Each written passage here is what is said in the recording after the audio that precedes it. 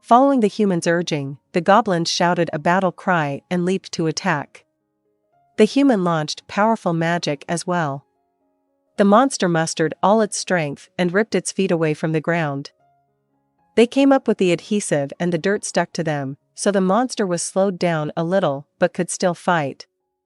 Seeing the goblins surrounding it again, the Barghest, which was far more intelligent than regular animals, acknowledged that these goblins were formidable. It was convinced they were different from ordinary goblins. The risk of dying was very real. This Barghest had 3 basic attacks. It could gouge with its horns, it could bite, and it could tackle and then scratch with its forelegs. That was it. Unlike a stronger Barghest, its repertoire had no special attacks. But actually, there was one last resort ability. It was an attack that completely abandoned defense, so that would be the end if it didn't connect. At the same time, there was no reason to hold back any longer. The Barghest was merely waiting for the right time to use it. After checking the goblins surrounding it, the monster howled madly. Reinforce armor. The human spell made the goblin's armor glow. The Barghest panicked, guessing it must have been some kind of strengthening spell, but the goblins seemed calm. The warriors charged together in what could be considered a reckless attack that relied heavily on their boosted armor. It wasn't a stupid plan, though. Some might even call it a brave step forward to avoid needless injuries in a protracted battle. That would have been true if the Barghest hadn't been lying in wait for them. If it had been able to make major changes to its expression like a human, the monster would have showed them a satisfied smile. The chains wrapped around its body made slithering noises like a snake. They began to move as if they had come alive. The thick chains swung at a tremendous speed. Even if the special ability Great Chain Whirlwind didn't kill the goblins, it would still deal serious damage. The Barghest was desperate. This was a major skill that it could use only once per day. And during the approximately 10 seconds it took for the chains to wind back up, the monster couldn't protect itself with them. This was a very risky move indeed. The unexpected attack caught the goblins off guard, and their evasive maneuvers came too late. It was a fatal error. But, duck! A determined order sliced through the air faster than the chains could. The Barghest had bet everything on that one attack. Its eyes widened at the shout from another human. It should have been too late for the goblins to dodge, but they agilely ducked down as if energized by the voice. The Barghest strained its slightly blurred vision, peering at the commander standing behind the caster. Machetes cut into both of its forelegs and one of its hind legs. The monster shrieked at the pain. It managed to wind up the chains and bare its teeth in a menacing way, but the goblins didn't seem the least bit scared. Boss man. We won't need any more support magic. Please just keep an eye on our surroundings. Realizing the battle had been decided, the Barghest tried to run. But its normally agile body was unusually heavy. Of course it was. 3 of its 4 legs were now useless. Still, it struggled to escape, but the goblins wouldn't allow it. Sticky blood spread across the grass, dyeing it red, and the smell of iron completely overpowered the odor of the herbs. The Barghest's spilled innards were still so warm they were practically steaming. The goblins shifted their gazes from the dead beast to the child. The little goblin was so heavily wounded he had completely lost the energy to run, but he had enough mental fortitude to sit up and lean against a tree. "Who are ya? What tribe are you from?" he asked, half on guard, half terrified. Enri's goblins looked at one another. They were exchanging glances to decide what sort of attitude would benefit them the most and how much information they could give away, but Enri felt there was something else that needed attention first. More importantly, shouldn't we do something about those wounds? What can we do, NFI? The goblin child's injuries seemed deep, and they were still bleeding. Left like this, he would surely die. Enri didn't have any way to save the child, but her hope that her friend would be able to do something was immediately answered. All normal herbs can do is stop the bleeding. They can't put the lost blood back in, so he'll still be in danger, but Enri rummaged in his bag. I have the potion we made with the new method. I should probably give it to Sir Gown, but, can I see the wounds? Enri moved swiftly to the front and took out the potion. What's that freaky looking juice? It's not poison, is it? When he saw the purple potion, the goblin child became hostile, though he was still scared. To Enri, and maybe to Enri as well, it was a perfectly normal reaction. Being wary of something that looked toxic was only natural. But to the goblins, it was apparently unforgivable, and they immediately launched into a tirade. Hey, kid! This is our boss lady, who decided to rescue ya, and the boss man. You owe your life to these people, so you better watch your mouth. They're trying to help ya. The goblin child's eyes flitted to the bare machete blades.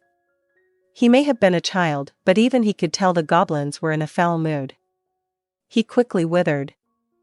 Enri felt the threats probably weren't necessary for a child, but she was aware that goblins probably had their own way of doing things. Butting in with human common sense was no good in a variety of ways. I'm sorry, it's fine. Don't worry about it.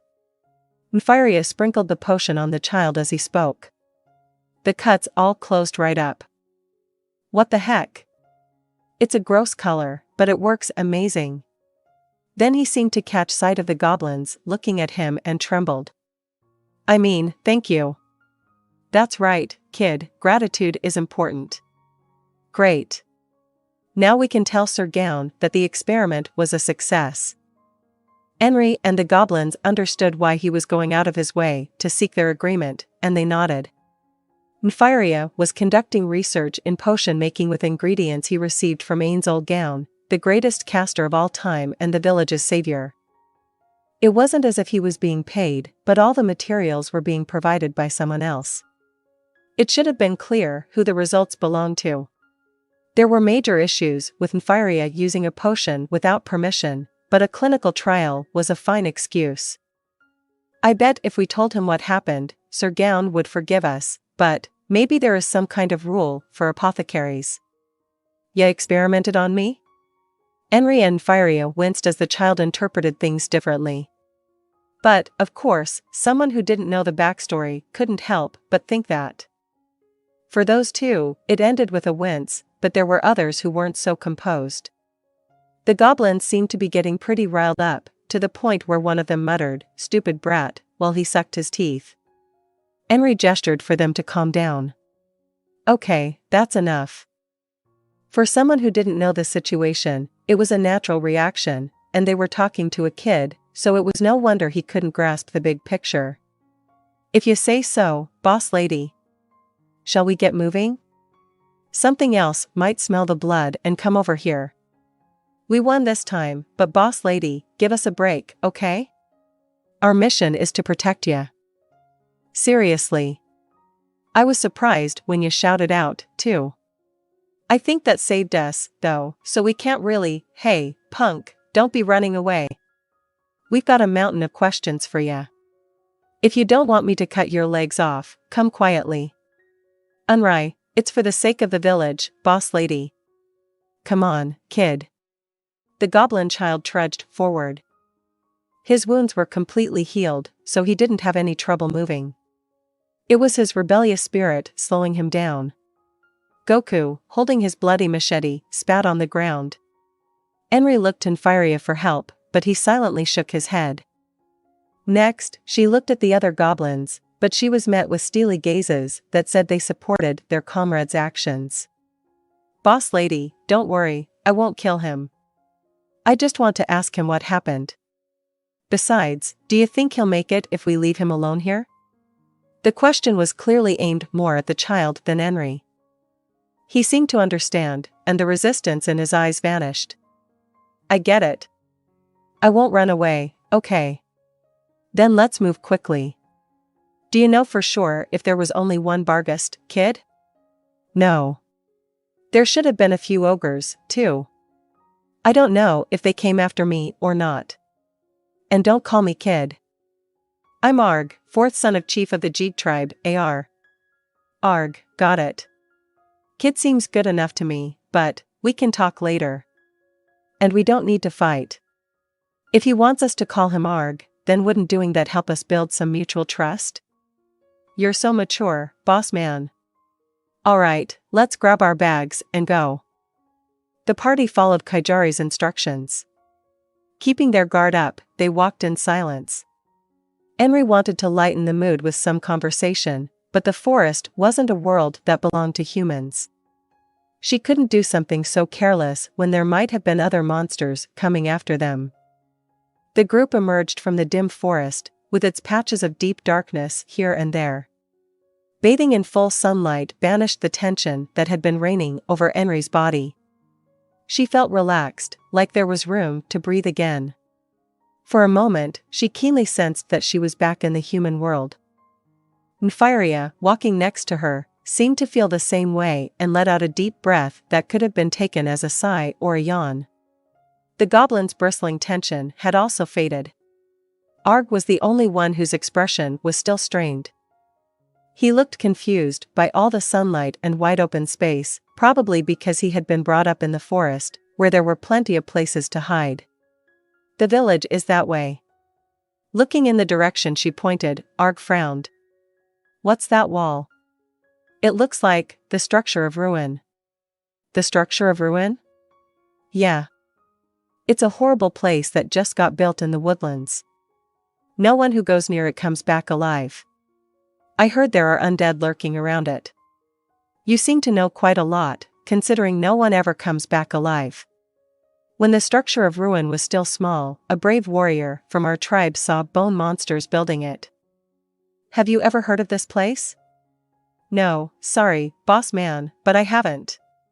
If we go too far into the woodlands, we might run into a monster even our boss can't beat, so we can't go in very deep. Hey, so what tribe are you three from? You're stronger than any goblins I've ever seen. How? Arg glanced at Enri. Then he said in a tiny whisper, I think it's a human, but, then he asked, so you work for this human? Is that weird? Pretty sure it makes sense to ally with someone strong. She's strong?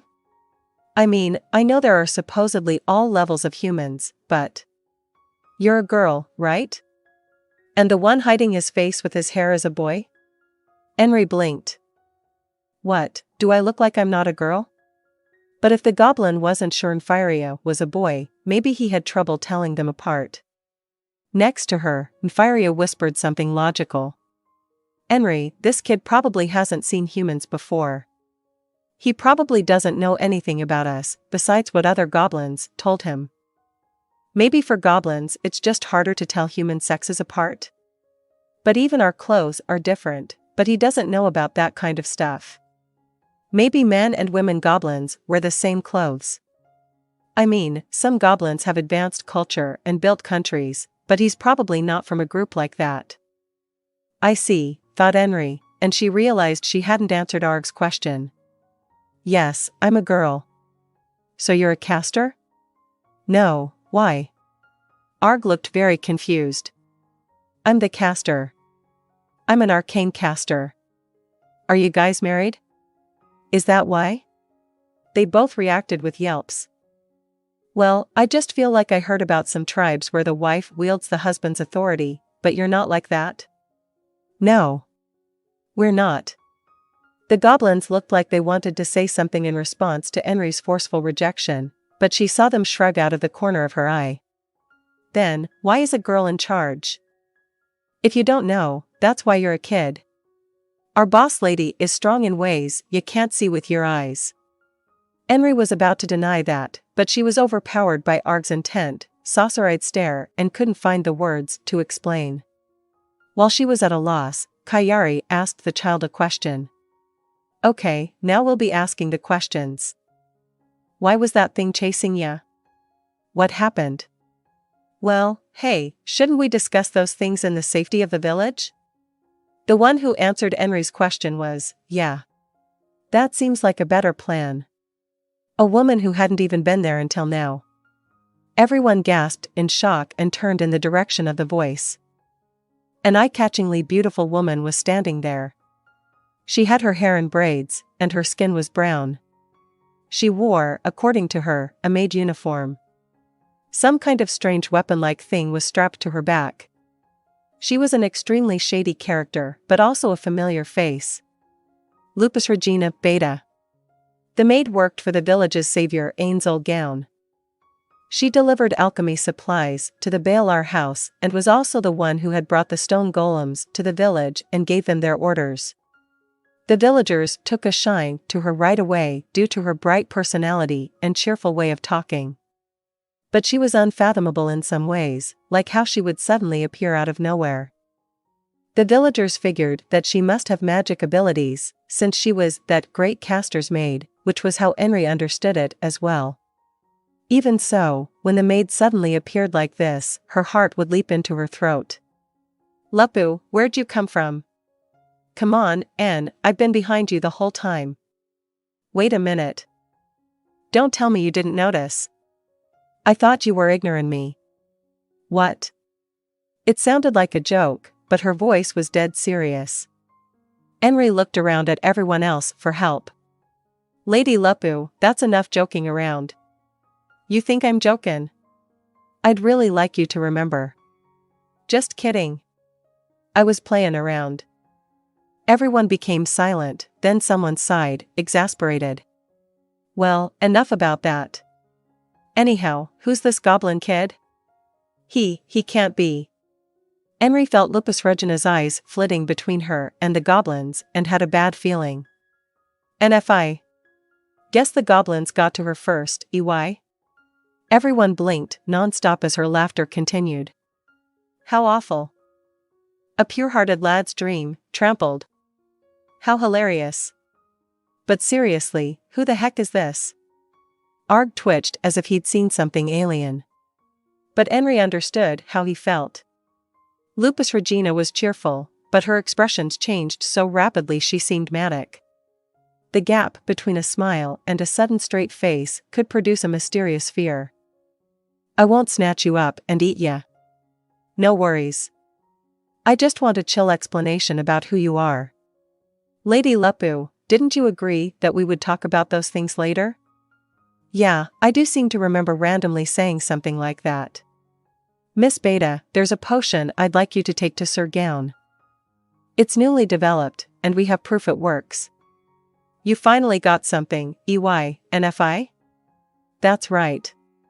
Unfortunately, it's not completely red yet, but we're getting close." "Splendid. I'm sure Lord Ainz will be pleased." Not only her words, but her entire vibe changed. She seemed like a whole other person, not the silly, cheery woman from before. But that expression lasted only a moment. The next second she was back to her normal self. "Well, that's something to look forward to. Man, coming today was the right idea. And you don't have to call me Beta. I'll make a mega exception and say you can call me Lupus Regina." She warmly mingled with the party as they walked to the gates. The villagers didn't say anything upon seeing the unfamiliar goblin child. It was possible they were overly relaxed, but it also showed how much they trusted Enri and her friends. Or maybe they had assumed he was a relative of the goblins who protected them. The group cut across the village and passed Enri's house. They were headed for the goblin residence. "Sorry, 1 second. I'd like Brita to hear this boy's story, too." "Yeah, maybe that's a good idea, boss man. She's an apprentice ranger, so she goes in the woods as well. We should share the info. What do you think, boss lady?" "Me?"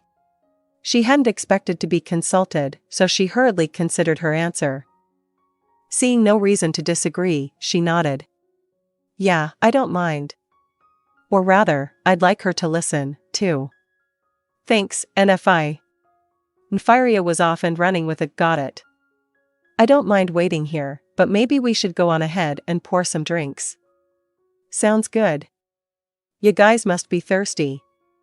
"Lady Lupu, you're a maid, right? So do you know how to make some tasty drinks?" "I'm Lord Ainz, and the other Supreme Being's maid. I don't want to work for anybody else. All I want to do is laze around, so no way am I working. "I see. That's too bad. The conversation between Enri and Lupus Regina was totally normal, nothing strange about it at all, but Enri felt a chill go up her spine. Just as she was about to chime in, they reached the goblin's home. It was a huge place with a yard big enough to let the wolves run freely, spacious enough for about 20 people to live, and with spaces to maintain weapons as well as train. The goblins who opened the door led Enri, Arg, and Lupus Regina inside. "So this is what it's like in here.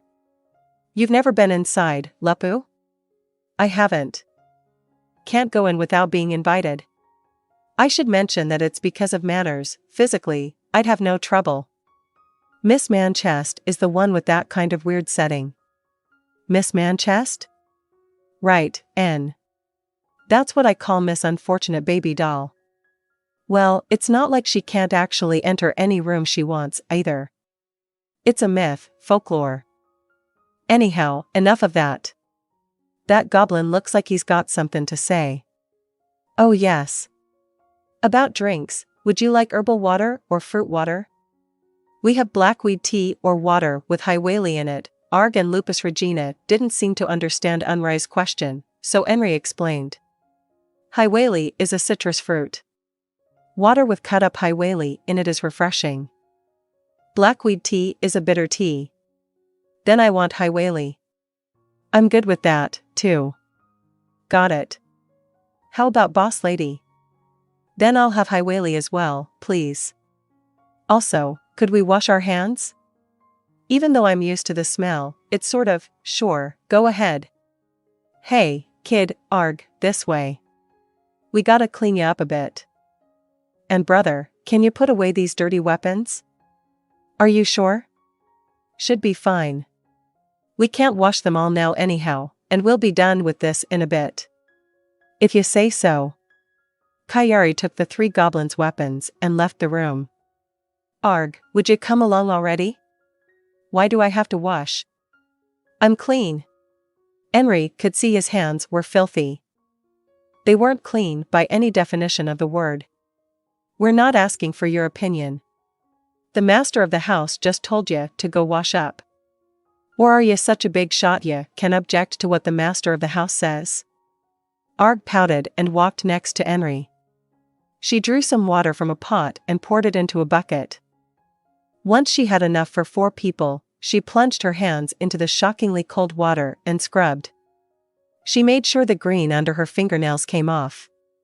Once they looked clean enough, she lifted them out of the water and brought them to her nose. Nope, no smell. Satisfied, she turned to look at the scene next to her.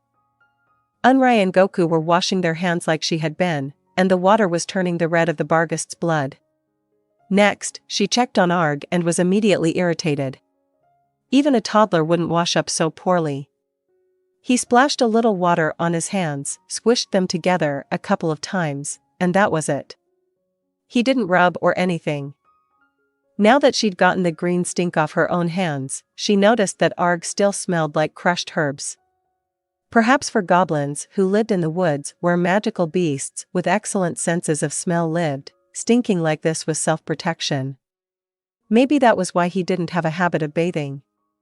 Still. This is how you do it. Arg made a face when Enri taught him, but perhaps he remembered what the other goblins had said about his position, reluctantly imitated her. Nice job. Hey, now wipe your body with this. You gotta get all that blood off. With a grumpy look on his face, he took the damp hand towel and used it to wipe down. Can we toss the dirty water outside? Right, please go ahead and sit down, boss lady. We'll handle the rest. Taking them up on their kindness, Enri headed for the table. There were a lot of goblins living in the house, which meant there were a lot of chairs. When she chose one and sat down, it finally hit her how exhausted she was. Her arms and legs were stiff as rods, and her head felt heavy. Gathering herbs was exhausting, but it seemed like the battle with the Barghest had especially tired her out. Even though all I did was watch. Nfiria and the goblins were actually fighting, but they're going about their tasks like normal. I'll never get used to battle. Wow, Nfiria was as strong as anyone. She knew he could use magic, but she didn't realize how strong he was. He's amazing.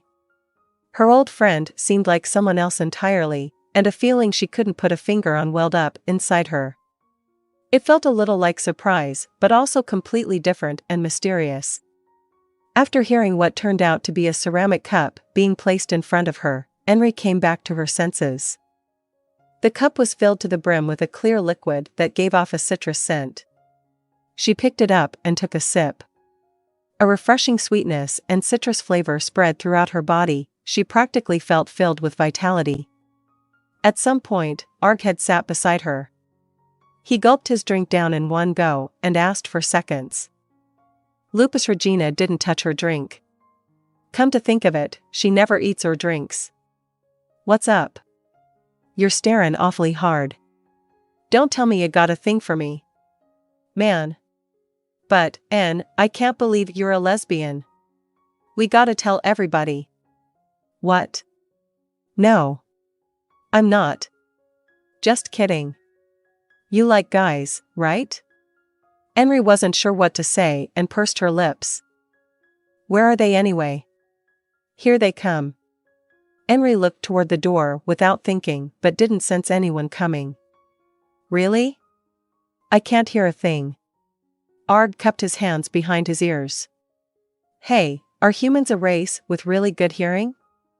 I guess I can't hear anything. But Lupus Regina sometimes fibs like that?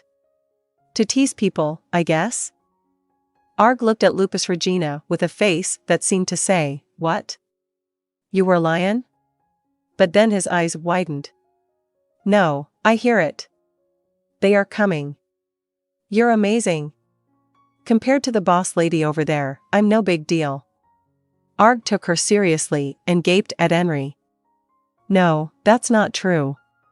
Plus, Lupus Regina is grinning like she just told a huge lie. But before Enri could figure out how to clear up the misunderstanding, someone knocked on the door. It was Enri and a woman in leather armor.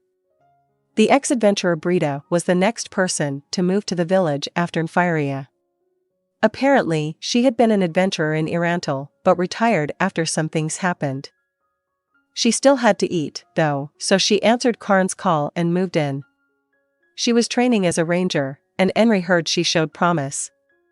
She wasn't as strong as YGGDRASIL, but she was still top class among those in the village, so she was the leader of the self-defense unit. She had been called to the meeting because she was the leader of that group, but also because she was an apprentice ranger and as such had occasion to enter the forest. There really is a new goblin, yeah, I can't help looking at them from an adventurer's point of view, but I guess I shouldn't think of them as enemies. Brita winced. Enri could understand how she felt.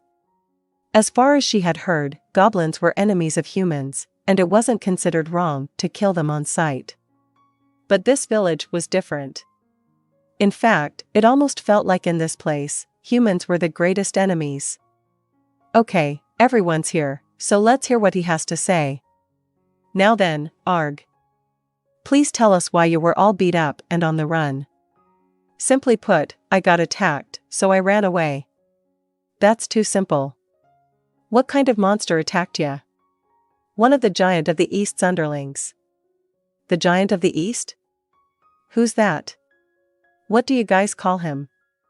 No, before we worry about the name, I've never heard of him. Do you know anything about him, Brita? Enri knew the most of any person present, but Brita had the upper hand when it came to knowledge of the surrounding woods. Still, even she shook her head. Sorry, I haven't heard of this Giant of the East. And I don't think Master Rackaman knows either. We don't go that deep into the forest, so we don't know as many details as someone who lives there. Then, Arg, explain from the basics. The basics? What's basic? Enri understood Arg's confusion very well. Asking specific things one by one made it easier to answer.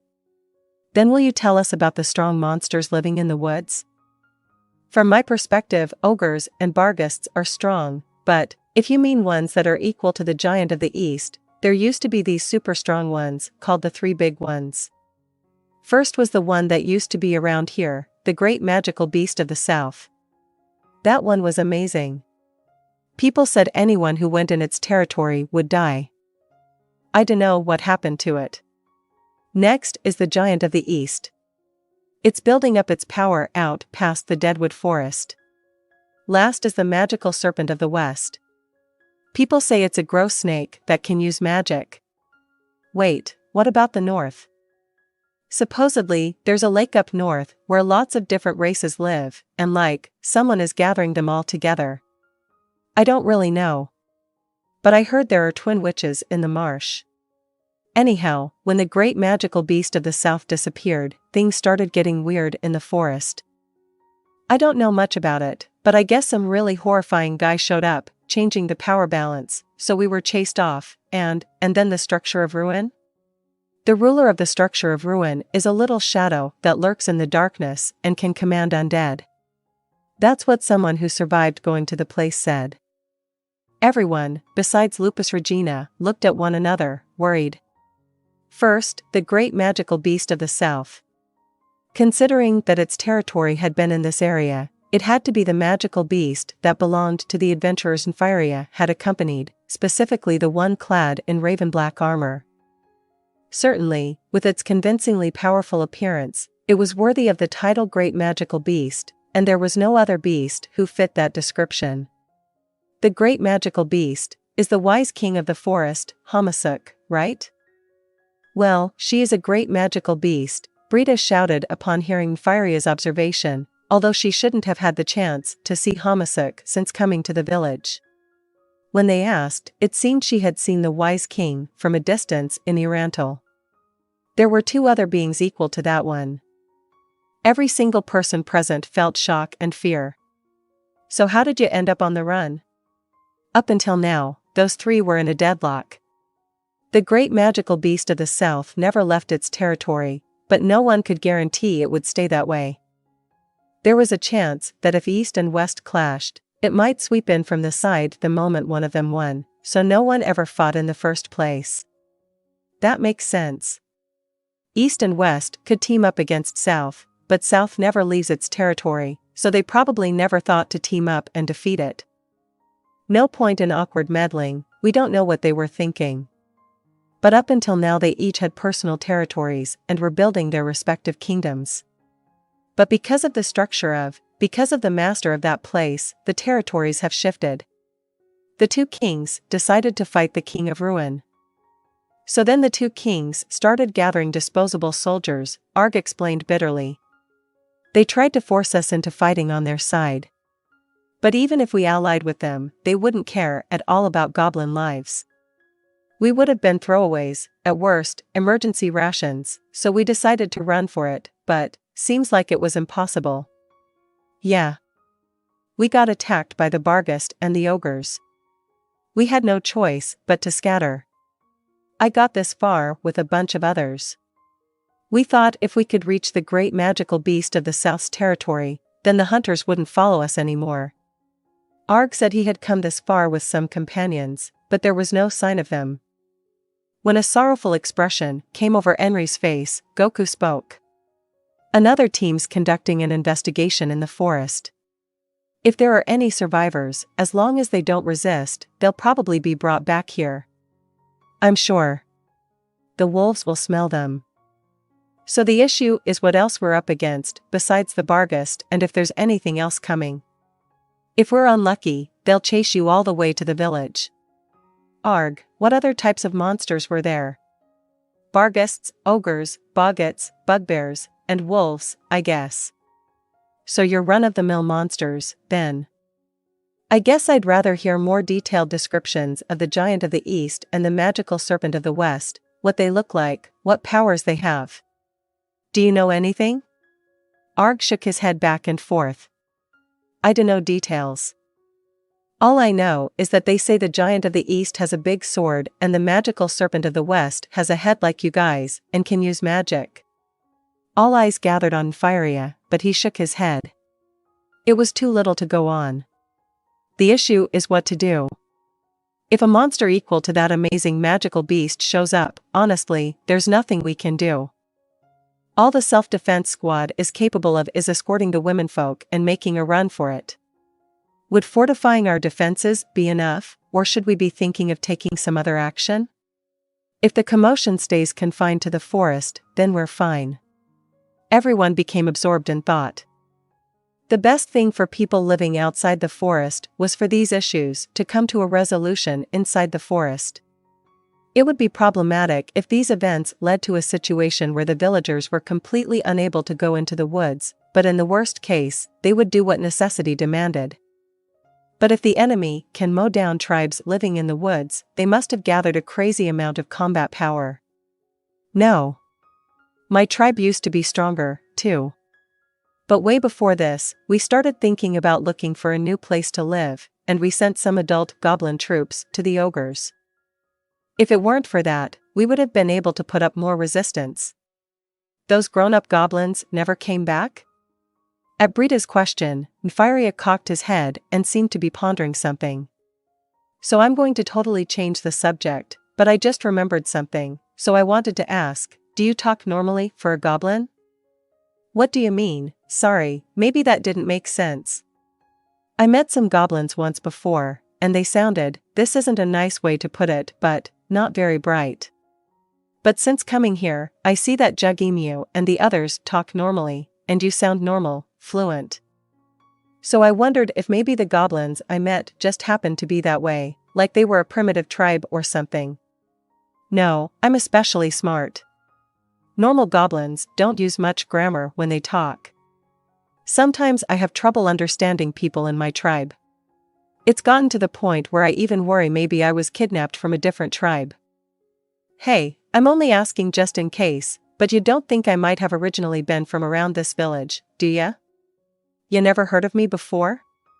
I don't know about that, but it's possible you're, well, boss lady, boss man, can I have a word? Enri followed Kayari to the corner of the room with Enri. That Arg kid, I wonder if he's a hobgoblin and not a goblin. Hobgoblins were a subspecies of goblin and more advanced than goblins in a variety of ways. Goblins were the size of human children even as adults, but hobgoblins eventually grew to be the size of human adults. They were on par with humans not only physically but mentally as well. Since they could crossbreed with goblins, they often lived in goblin tribes, but there were never as many of them as there were goblins, which often led them to taking up the position of tribal leader or special guardian type roles. But if his mom or dad was a hobgoblin, he would have realized his identity, wouldn't he? Maybe his parents were goblins, and he's the only one who's a hobgoblin? Is this like one of those intense dramas you find in stories? I've never seen that look on your face before, Enri. Unfortunately, I don't think that's the case. It could be that there are changelings among goblins, just like there are among humans. Something like that could be possible. Not sure that there is anything to do about it, in that case, but when the three of them returned to the table, Lupus Regina, who had been silent up until now, spoke. So do we have a decision? If you want, I can ask Lord Ainz, tell him you'd like the problem solved. That was just what they wanted to hear. Surely the hero who saved the village would be able to take on a great magical beast, class monster, and win. But we can't depend on him so much. When Enri made that unexpected remark, the goblins agreed. Only Brita and Arg, who had never met Ainz, looked confused. For some reason, Enri's expression seemed to indicate he had mixed feelings. This village is our village. We need to do as much as we can ourselves. I'm sure these are nothing more than the thoughts of a girl who's useless in a fight and has never spilled blood, but, no, I agree with ya. This is the boss lady's village, Kayari cocked his head with a before restating. Boss lady, and our village doesn't sound quite right, either. You mean the village belongs to everyone who lives here? Yeah, that's it, boss man. Figures that you would understand. Anyhow, that's why asking Sir Castor for help should be our very last resort. But what if everyone dies, 'cause of that? Getting chopped up hurts, you know. We wouldn't let that happen, Miss Lupus Regina. If it comes down to that, we'll be everyone's shield and at least buy them enough time to escape. Lupus Regina seemed to feel awkward. Then do your best. So as far as what action the village should take, I think we should contact, or make a report to, the Adventurers Guild in Irantal. When the guild takes a request, they send out a survey team first before doing any follow-up, so there'll be trouble if we wait until an emergency to make a request. As an ex-adventurer, Brita added her thoughts to Nfiria's proposal. Yeah. The guild looks out for adventurers, so they don't die fighting an unexpected monster. People who are nuts, like workers, make fun of the practice, saying the guild coddles adventurers, but that's just a garbage accusation made by a greedy bunch. It's only natural for a guild to want to protect its members. Brita, I don't mean to imply anything bad about adventurers, but why during emergencies do rates jump or some requests get refused? Adventurers don't want to die any more than other people. Plus, the guild doesn't want to send adventurers to their deaths either. So for very sudden jobs, even if it might not require an extremely skilled adventurer, the guild offers greater compensation to attract higher-ranking folks for the job. Enri, the village girl who was neither an adventurer nor anything else, meekly listened to everything the experienced Brita had to say. Certainly, from the point of view of someone in a spot who needed help, it was emotionally hard to swallow her explanation, but from an adventurer's perspective, it made sense. Well, even when the guild does investigate, there are still plenty of people who die from an unlucky encounter. Brita bit her lip. I start shaking even now when I remember being attacked by that vampire. For a while, I couldn't sleep without medication. A vampire? What are you talking about? Brita smiled bitterly in response to Arg's less than tactful question. It's a secret. But seriously, don't make me remember it. I'll pee my pants. But I told you my story, that was in exchange for us saving your life, so I guess our plan for the time being will be to report to the guild and maybe make a request depending on how things go. I'm sure the fee is no laughing matter, but we need to get an estimate. We also need to relay this info to YGGDRASIL and the headman. That sounds good, right, Enri? I'll let the self-defense squad know. I have the feeling what we discussed here will end up being what we do. Enri nodded at Nfiria's and Brita's comments. Okay, then I'll hang around the village a little longer before heading back. Are you sure you don't need Lord Ainz's help? Yes. We'd like to do as much as we can on our own. Feel free to let him know what's going on, though. Gotcha. Arg was still having a hard time understanding as he watched Enri and Nfiria stand up and start working on their plan. What's so great about that woman? What's that? Arg trembled at the grown-up goblin's threatening voice. This grown-up goblin seemed stronger than any of the ones in his own tribe. Getting a hostile reaction from someone like that gave him goosebumps all over. Still, he couldn't suppress the curiosity that children naturally had. Are girls always in charge in Karn? Enri didn't look so strong to Arg. She seemed to have a bit of muscle on her arms and legs, but not anywhere near enough. He wouldn't say she needed as much muscle as an ogre, but a leader needed more than she had. He would have understood if she was a caster. In goblin tribes, too, girls could become leaders if they could use those mysterious powers he didn't understand. But this one wasn't a caster anyway. He honestly couldn't understand why she was in charge. No, that's not it. Isn't that newer ranger lady stronger? Well, Miss Brita is pretty strong, but we're stronger. Arg's impression of the grown-up goblin before him improved a notch. He sensed there was a reason behind the confidence that allowed him to make such a claim despite the difference in height. And the lady who appeared behind us, is she not that strong either? I mean, I was surprised when she showed up out of nowhere, but the grown-up goblin suddenly went silent and stared at Arg. Arg sensed something he couldn't understand and asked nervously, what? Is there something wrong with her? The lady who appears suddenly, her name is Lupus Regina. She's dangerous. I imagine you'll be in the village for a while, but don't talk to her. Stay away.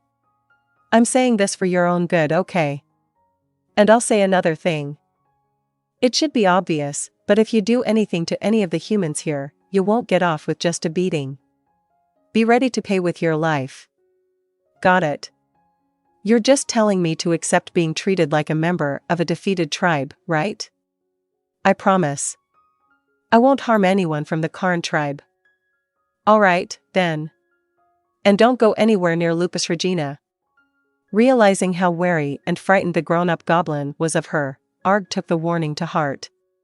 Then he realized he hadn't gotten an answer to his original question, so he asked again, so why is Miss Enri in charge? Even Arg could learn. Rather, he was the smartest one in his tribe, he even had trouble meshing with the other members. For him, learning was simple. The grown-up goblin sighed. The boss lady is actually really strong. You're just weak, so you don't understand. When she gets serious, she can wring a Barghest's neck with one hand, pour its blood into a cup, and drink it. Really? Seriously? It's true. Arg recalled Enri's appearance. When he took a moment to think about it, he remembered her giving orders with a determination that resonated in the pit of his stomach. So that was just a glimpse of her true character? Are boss ladies just pretending to be weak? If you go around asking weird questions, she'll get pissed and wring your neck with one hand. That's a lot of work to clean up. The blood sprays everywhere. Why is she pretending to be weak? I can't imagine she'd have much to worry about if she's really that strong. When you're strong, some idiot always wants to test themselves against you. It's more troublesome than you'd expect. I thought being strong meant you could do anything, but maybe that's not the case? Arg got caught in a maze of thoughts. He didn't notice the look on the grown-up goblin's face that said he was only joking. In the middle of the night, Enri suddenly woke up. She scanned the room and made sure nothing was off. The world around her was mostly pitch black. The only source of light was the moon coming in through the cracks in the shutters. The lighting was poor, but she didn't detect anything amiss. She strained her ears. Horses neighing, the sounds of knights running around in armor, people screaming, she didn't hear anything like that. It was an ordinary night. She exhaled quietly and closed her eyes. Perhaps because she'd been sleeping so deeply up until now, she didn't feel the urge to go right back to bed. So much had happened that day. After the meeting, they'd gone to talk to the headman and then returned to explain to YGGDRASIL. I wonder if they're okay. YGGDRASIL and his team had gone back into the woods that evening to confirm the new information they'd received. Walking deep into the forest at night was too dangerous. Unlike humans, goblins could operate fine at night with even a little light, but many monsters like magical beasts were nocturnal and grew active once the sun set. The danger jumped dramatically compared to the daytime. If there hadn't been urgent needs, such as making sure no other monsters were coming after Arg, even YGGDRASIL and his team wouldn't have gone out right away. The goblins were strong, but that was only in comparison to Enri and the other villagers. There were monsters in the forest, like the great magical beast, more powerful than them. Enri was so scared at the thought of losing them that she flinched, and perhaps in response, her little sister snuggled up to her, murmuring. Enri opened her eyes slightly to look at Nemu. It didn't seem like she had woken her up. She could hear her even breathing. She suppressed a laugh just as she heard a soft knock at the door. It wasn't the wind, and she wasn't imagining things. She furrowed her brow. What could it be this late at night? But precisely because it was so late, it had to be something important. She dexterously shifted the blanket covering her sister and her, then slowly got out of bed. She moved carefully so as not to wake Nemu. Her heart pounded a little at the thought that the creaking of the floor might wake her at any second. Ever since the incident, Nemu always slept with Enri. Her emotional wounds were severe. Enri didn't feel like trying to persuade her to do otherwise, because it comforted her just as much when she slept with her sister. But she knew that even when they went to bed together, there were times Nemu jerked awake from a nightmare, so when her sister was sleeping soundly, Enri wanted to let her rest. Quietly and slowly, she moved toward the entryway where the knocking showed no signs of stopping. When she nervously peered through the peephole, she saw YGGDRASIL illuminated in the moonlight. She sighed with relief. In a low voice, so as not to wake her sister, she called outside, "So you're back safe, YGGDRASIL?" "Yes, boss lady. We made it somehow. Sorry to wake ya. I thought I should inform you right away." Enri opened the door slightly and slipped outside through the crack. She was worried the moonlight shining in would wake Mimu. Perhaps sensing her concern, YGGDRASIL spoke quietly. "I want you to come with me." "Now?" She smiled. "I don't mind. I'm really sorry." Enri told him he didn't need to apologize and set off walking after him. She wondered if maybe it would have been better to wake her sister after all, but decided it was better to let her sleep. "Allow me to give you a brief explanation while we walk." Normally, YGGDRASIL spoke in a more relaxed tone, but when he felt like something was official, for work, he spoke more formally.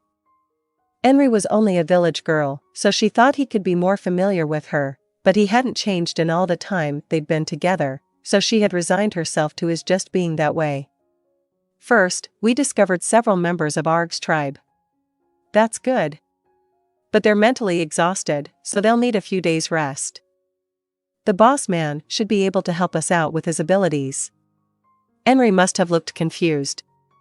He provided additional explanation. "When we found the survivors, they were being held prisoner by some ogres, underlings of the Giant of the East, and getting eaten. Kona healed their physical wounds with magic, but their psychological issues remain. The boss man has some medicines that can be used as sedatives, so we're going to treat them with those. Now here's the problem, there's one tricky bit." YGGDRASIL paused to check her expression before continuing. "When we saved Arg's tribesmen, we also took 5 ogres prisoner. We did it to get information out of them, but ogres as a species have a habit of living with goblins. They build a mutually beneficial relationship where ogres do the fighting and the goblins provide food. The ones we took prisoner are saying they don't mind fighting for our tribe. When I asked Arg, he said it wasn't such a rare thing, but what should we do? Can we trust them?" "According to Arg, we can. Ogres have the strange tendency of only fighting for either their own tribe or a goblin tribe, so it could be that they're so ready to betray the Giant of the East because he's not from a goblin tribe. I'm kind of scared of man-eating ogres. It seems they've accepted the humans of this village as members of the tribe, so as long as we feed them there shouldn't be an issue. And we can provide enough food, no problem. Luckily, they're omnivores." Frankly, it was a difficult decision for a mere village girl to make. "Should we kill them?" His tone was even. "To be blunt, I don't mind killing them, since we'd be avoiding any future issues. I don't want any trouble. They seem fine with betraying their master, so they might rebel the moment we're at a disadvantage. Arg says they won't, but it's hard to accept what a kid says at face value. What do you think, YGGDRASIL? There's nothing better than having more fighting power. We don't know what kind of monster could be displaced from the forest. You can never have too many shields. May I ask you one more thing? They won't eat people?" "Enri, I know they have a reputation for eating people, but at the end of the day, they're just carnivorous monsters. They attack humans because it's easier to capture them than wild animals. It must have been far easier for an ogre to chase down a human than a rabbit." Designating a creature that was easier to hunt as the main source of food was natural providence, so to speak. Anyhow, that's all to say that if we give them food, they won't go after the villagers. They only attack to eat. We can catch animals better than they can, so we can guarantee they won't go hungry. Of course, we'll keep an eye on them for a while. We definitely won't let them harm anyone from the village. Then I guess it's better to believe them for now and have them serve us. That'll help us out in the future. I'm glad you understand. The only thing is that, and you might think this contradicts what we were just saying, but if they fail the next step, we'll kill them. We're thinking about convincing them that you're the leader." Enri emitted a high-pitched shriek in spite of herself. The conversation had taken too big of a leap. Why do I have to lead the group, including the ogres? I'm just a village girl. YGGDRASIL should be the boss. I'm doing this with an eye toward the future. We don't want them to realize that you're a normal human. We follow your orders, but if the ogres won't listen unless it comes through me or one of the other goblins, things could get extremely dangerous. I'm the commander on the front lines, so there's no telling what might happen to me. We need to have someone in the rear, where it's safe, who can give orders to the ogres, too. Enri worked her village girl brain furiously. So we need 2 people who can give orders? YGGDRASIL nodded. Then why not NFI? Because depending on the situation, he might be helping on the front lines. I see, that made sense to Enri. So she agreed. If she was going to stay in a safe place, she should make herself useful however she could. She had been hoping for a way to do that. But, can I really dominate the ogres? We're going to right now, boss lady. Can you do some acting for me? There were 2 village gates, one at the front and one at the back. Enri was led to the latter. It was wide open, and 5 ogres had prostrated themselves on the ground. They were the source of the intensely foul smell that reached Enri and YGGDRASIL on the breeze. Surrounding them was the goblin troop. No one was missing and no one looked injured. Usually, there would have been someone, human or goblin, up in the watchtower next to the gate, but today there didn't seem to be anyone. Perhaps the goblins wanted to give the couple some space. Enri was there and Arg, too, a little removed from the others. Hey, Enri. I wonder if I'm allowed to call this a nice night. Sure, NFI. The moon is pretty. Yeah, it looks so big. Sorry to interrupt your conversation. I don't mean to rush, but I'd like to get started here.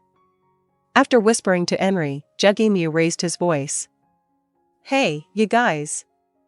Our boss lady is here.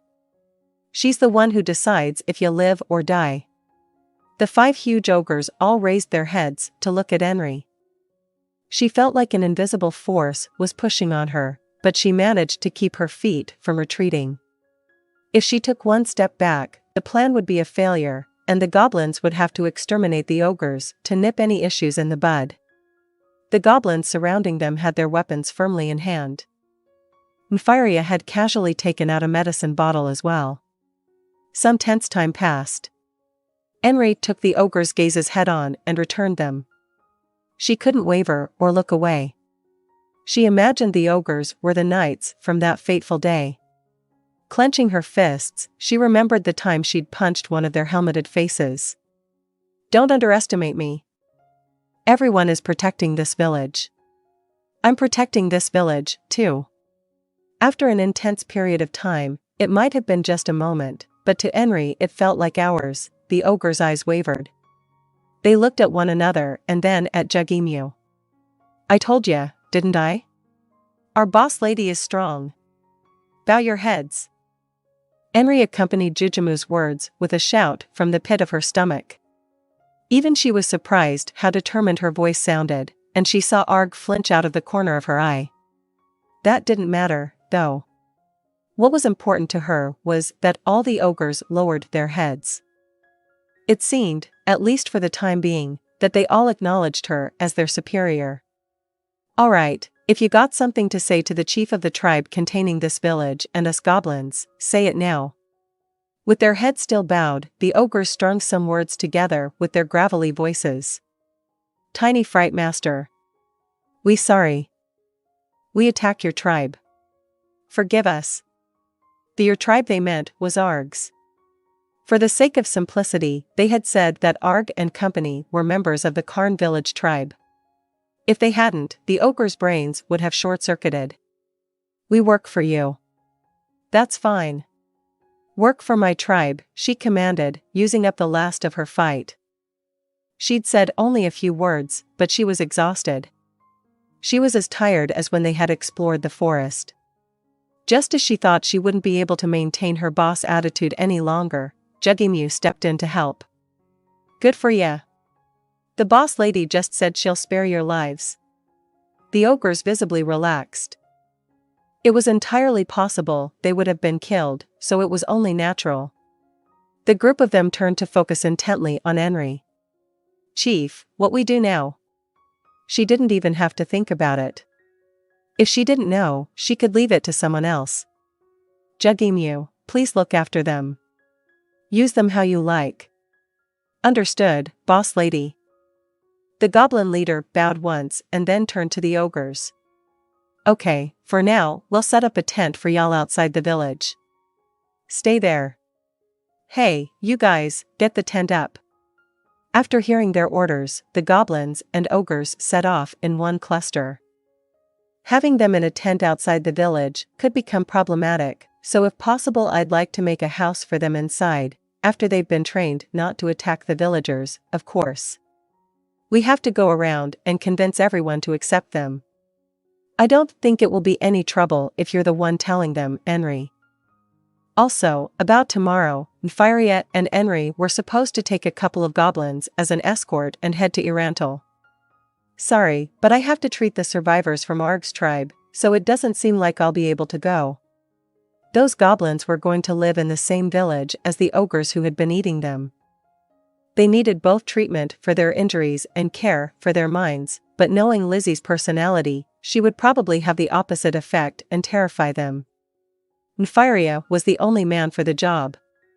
Really? That's a bit nerve-wracking. Enri had never been to a big city like Irantal, and when she thought of what she had to do there, it weighed heavily on her. Then what about asking the village headman to go with you? I doubt he can. The headman needed to pay attention to village systems and maintenance, as well as help new villagers, so he probably couldn't go too far. Honestly, there aren't enough people in this village. It was like that before, too, but now, it's even worse. Karn had always been barely getting by. After the decrease in population, it was functioning markedly worse. That's why they had suppressed opposing voices and put out a call for new settlers. "We need to go to the shrines in Irantal and see if there are any people who will move here. This is too much for a village girl to do. Do your best, chief." Enri puffed out her cheeks in frustration. She didn't want to hear that from YGGDRASIL. One of the reasons she was running around like a chicken with her head cut off was to take care of the goblins serving her. "I really want to go with you, but," Nfiria moaned, seeming extremely disappointed. But then he deliberately brightened the mood by saying, "But you don't need to worry about a thing. I'll keep an eye on Mimu, so you can just focus on doing your work and getting back. It's like I'm the only person in the world, getting worshipped all of a sudden and having to pretend I'm all important, forced to go to someplace I've never been and do all sorts of work I've never done. Don't be so down, Enri. If you look, I'm sure there's at least one more person." YGGDRASIL and Nfiria chuckled at Enri as she slumped her shoulders. Last of all, a little ways removed from the others, Arg whispered in a voice no one else could hear. "So she really is ruling those goblins by her strength." Boss Lady Enri, Chief of Karn. Fortress City Irantal, true to its name, was surrounded by 3 walls. The gates in the outer wall loomed largest and sturdiest, brimming with rugged dignity. These gates were supposed to be able to repel any attack from the neighboring empire. Anyone passing through the city had seen travelers gaping before their imposing presence at least once. Surely, they had all made that face at one time or another. Next to the gate was a checkpoint. Several soldiers were lounging inside, seeking shelter from the sun. They may have seemed slack for soldiers in a city that was liable to be the front line in a war, but their duty at the checkpoint was to inspect travelers.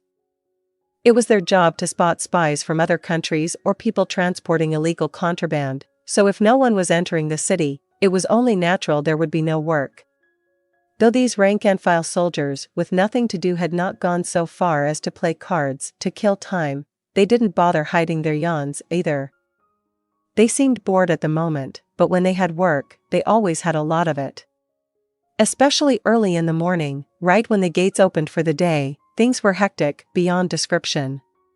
When the sun reached the highest point in the sky, they started to see a scattering of travelers on the road. It was normal for people to travel in groups in a world where monsters were liable to appear. When they come, they always come in clusters. Things are about to get busy. Thinking along those lines, a soldier looked out the frame-only window and set eyes on another wagon coming down the road separate from that group. There was a single woman in the box seat. There didn't seem to be any people-like figures on the uncovered cargo bed. She was a lone traveler. The woman didn't appear to be armed. From that, he guessed that she must be a girl from some village. But the thought made him cock his head. It wasn't so rare for villagers in the region to visit the city. But a single woman unaccompanied? That was a different story. It was impossible to claim with any certainty that there were no monsters or bandits out there, despite it being the outskirts of Eventful. It was true that nearly all the dangerous monsters and outlaws had disappeared thanks to the efforts of the legendary adventurer Team Raven Black, but that didn't mean there were none, and normal threats like wolves were still present. This was common sense not only for the Eventful region but also for any city. It was simply reality. So why would anyone let a girl travel on her own? It was possible her party had been attacked by bandits and she had run for her life, but she didn't look troubled. She seemed incredibly composed, like she was traveling with the knowledge that she was perfectly safe. Who is this person? With the question still on his mind, the soldier shifted his eyes to her horse and was thrown into confusion again. It was a magnificent steed, not at all the sort of animal a village girl would possess. Its physique and coat brought to mind a warhorse. Warhorses fetched extremely high prices. Even if someone managed to get the cash together, they weren't simply sold to ordinary people. They were the best mounts available outside of monsters like wyverns and griffins. If a regular person got a hold of a warhorse, they likely had some kind of connections, but there was no way a village girl had friends in those kinds of places. There was a possibility she robbed its original owner, but when something so valuable got stolen, retaliatory measures were definitely taken, to the point where even career thieves avoided targeting someone riding a warhorse. He concluded that there was a very good chance she was no mere village girl. But then who was this woman dressed like a villager? The hint was that she was traveling alone. In other words, she was confident in her abilities, and they weren't hindered by her plain appearance. She didn't need gear. Therefore, she had to be someone whose equipment didn't correlate closely with her combat ability, like a caster. That answer made sense to him. If she was an adventurer like many casters, she would have plenty of cash and connections, and thus a far better chance of acquiring a warhorse than the average person. Is that a caster or something? A fellow soldier came up next to him and voiced the same guess. Could be, the first soldier answered, furrowing his brow slightly. Casters were a pain to inspect. First of all, their weapon, magic, was inside them, so it was invisible. Put another way, there was no method to gauge how powerful their attacks might be. Second, it was possible that they were using magic to smuggle something dangerous into the city, and uncovering that was difficult. Third, they carried a lot of specialist paraphernalia and therefore required annoying processing. Those were some of the main issues. To be frank, he hated inspecting casters the most. That's why they borrowed personnel from the Wizards Guild, and paid them handsomely for their services, of course. Should we call him? I guess we have no choice. If we let her through and she causes a problem, we'll be in trouble. If only casters would just dress so you knew at a glance that's what they were. In a shady-looking robe, carrying a shady-looking staff? Yeah. If you saw that, you'd know they were a caster. Also, it would be good if we could force them all to join the Wizards Guild and require them to carry a sign like the members of the Adventurers Guild do. They looked at each other and laughed, and the first soldier, who had been sitting the whole time, stood up. He was going to go meet the potential caster girl. As the soldiers watched, the wagon approached the gate and stopped in front. The girl got out of the driver's seat. The sweat beading on her forehead showed at a glance that she'd been traveling out under the sun. Probably to cover herself from the rays, she wore long sleeves and long pants. Neither garment was very well tailored.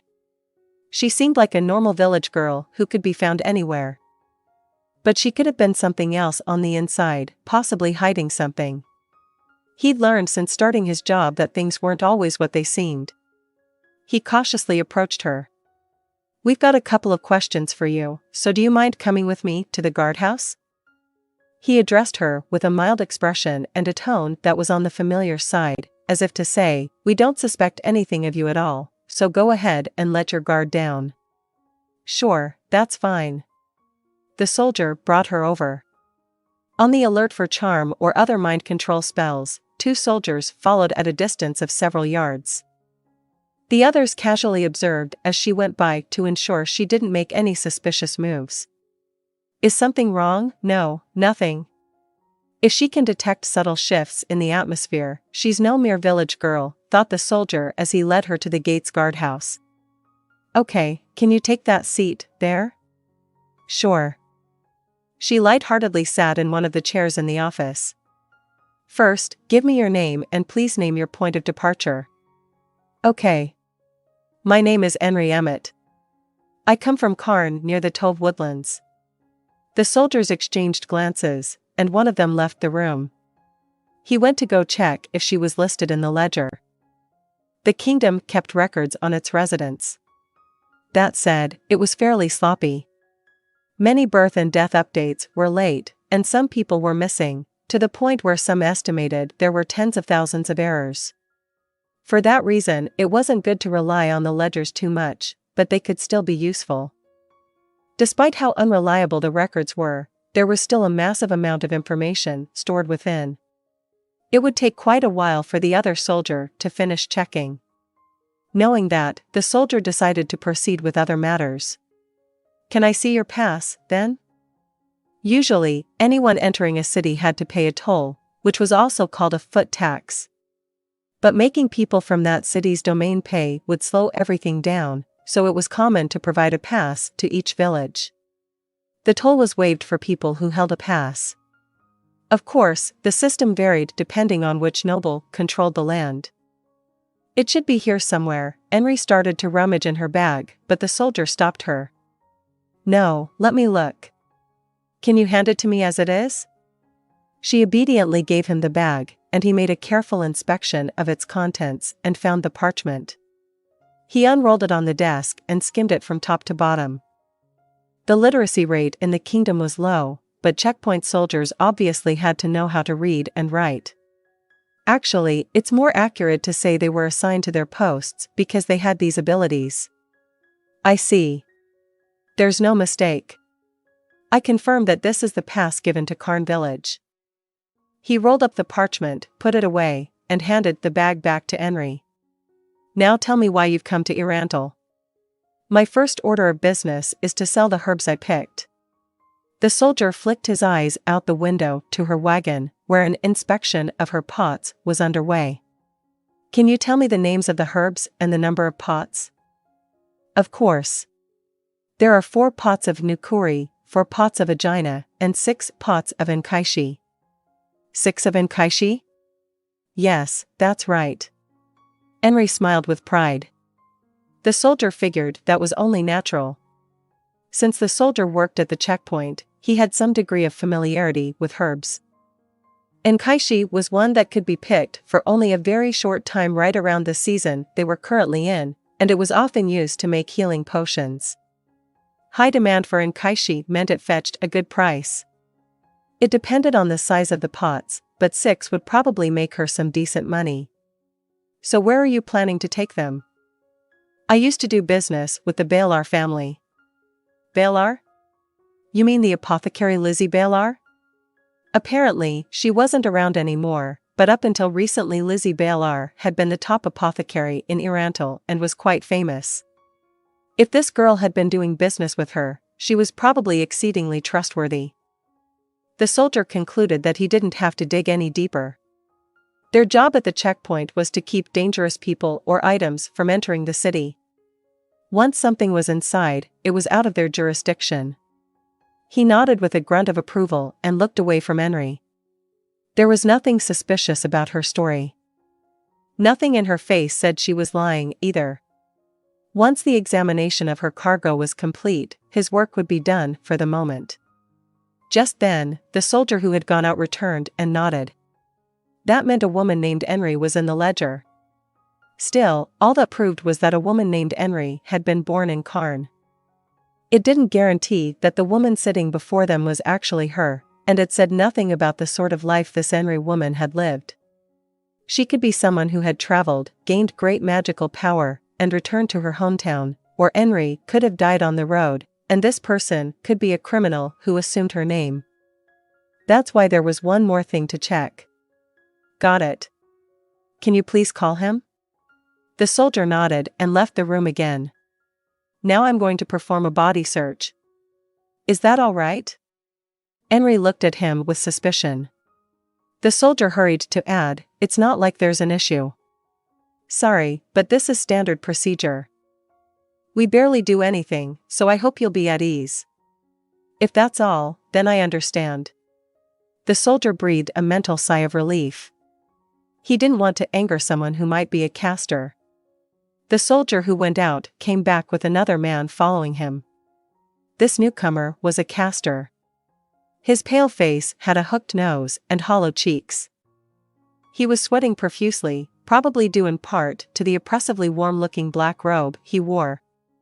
In his hands, he grasped a gnarled staff with fingers that looked like chicken bones. The soldier's personal opinion was that if the caster was so hot he should simply take off the robe, but perhaps because he was attached to the style, he stubbornly insisted on that attire. Maybe that's why it felt like the temperature in the room rose a few degrees when he entered. This is the girl? The caster's voice always made the soldier feel weird. Going by appearance alone, the soldier guessed him to be in his late 20s, but his voice was awfully hoarse. From just his speech, it was impossible to tell how old he was. Did he only seem young, or was his voice just throaty? Surprised, Enri looked between the caster and the soldier. The soldier figured it was only natural that she be surprised. He was surprised the first time he heard the caster's voice, too. This is a caster from the Wizards Guild. He's going to do a simple inspection, so please wait a moment. He gestured that she could remain seated and then bobbed his head to the caster. Go ahead. All right. The caster took a step forward and faced Enri head-on. Then he cast a spell, Detect Magic. His eyes narrowed like a beast eyeing its prey.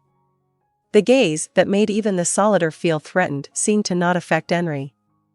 I knew it, he thought.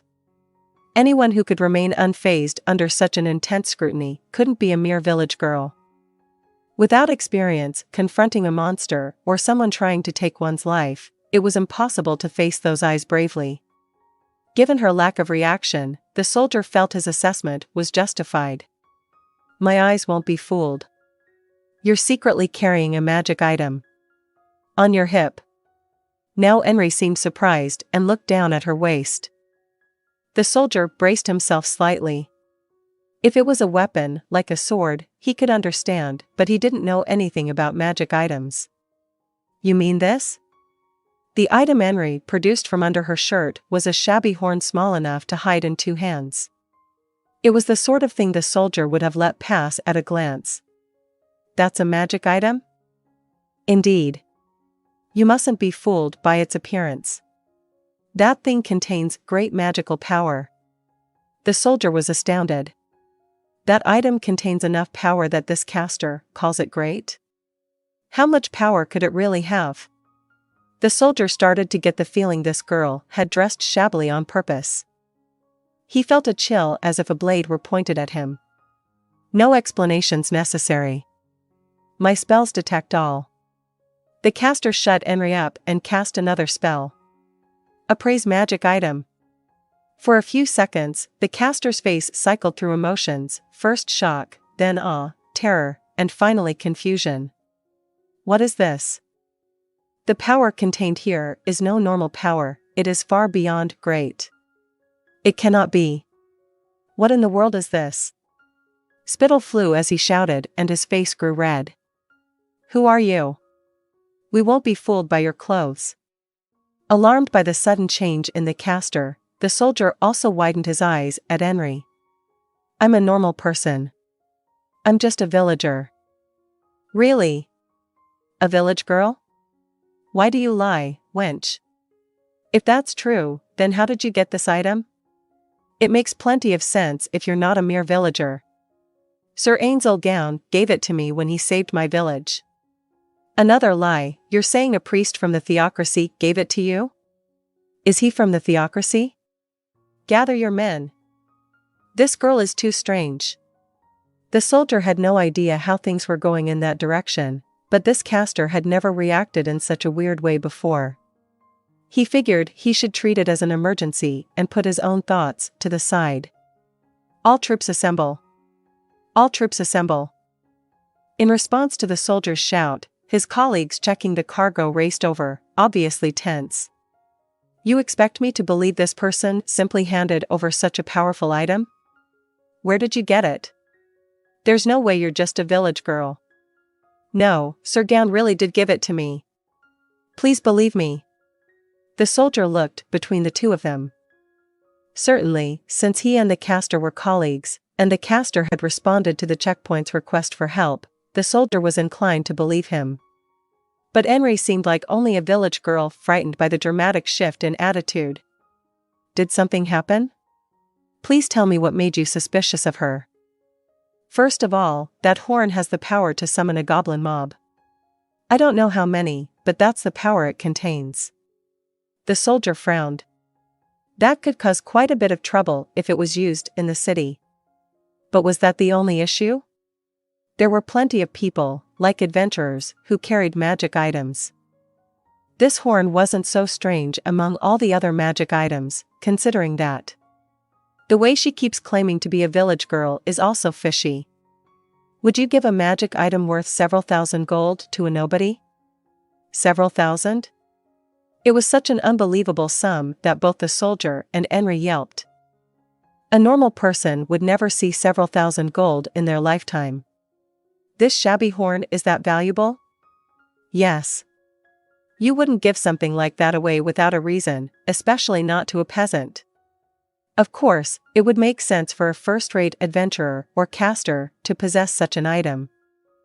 But this girl keeps saying she's just a village girl. Isn't that strange? That explanation made sense to the soldier as well. People with superior ability attracted objects with superior powers. The many historical figures with superhuman abilities possessed immensely powerful items, without exception. It was fate as well as necessity. No, I really am just a village girl. In the first place, I've never heard of this Ainz Ooal Gown character. At least, he's not a caster from this city. Probably not an adventurer either. The captain of the Royal Select knows Sir Gown. You mean Sir Gazef Stronov? Your story is outrageous. Why would you know something like that if you're just a village girl? Because he came to my village. It's true. If you ask him, you'll see. There was no way they were going to contact the captain in the capital. And besides, if she really was just a village girl, she probably hadn't made a very big impression on him, so it would be nearly impossible for him to confirm her identity. What should we do? For now, we should probably take her into custody and do a thorough investigation. If she's carrying around an item like this horn when she could have cleverly hidden it, well, I don't necessarily think she's a spy or terrorist, but we don't have enough to make a judgment call here. Enri darted her eyes around in a panic. She looked just like a normal village girl. If she was acting, then it was entirely too convincing.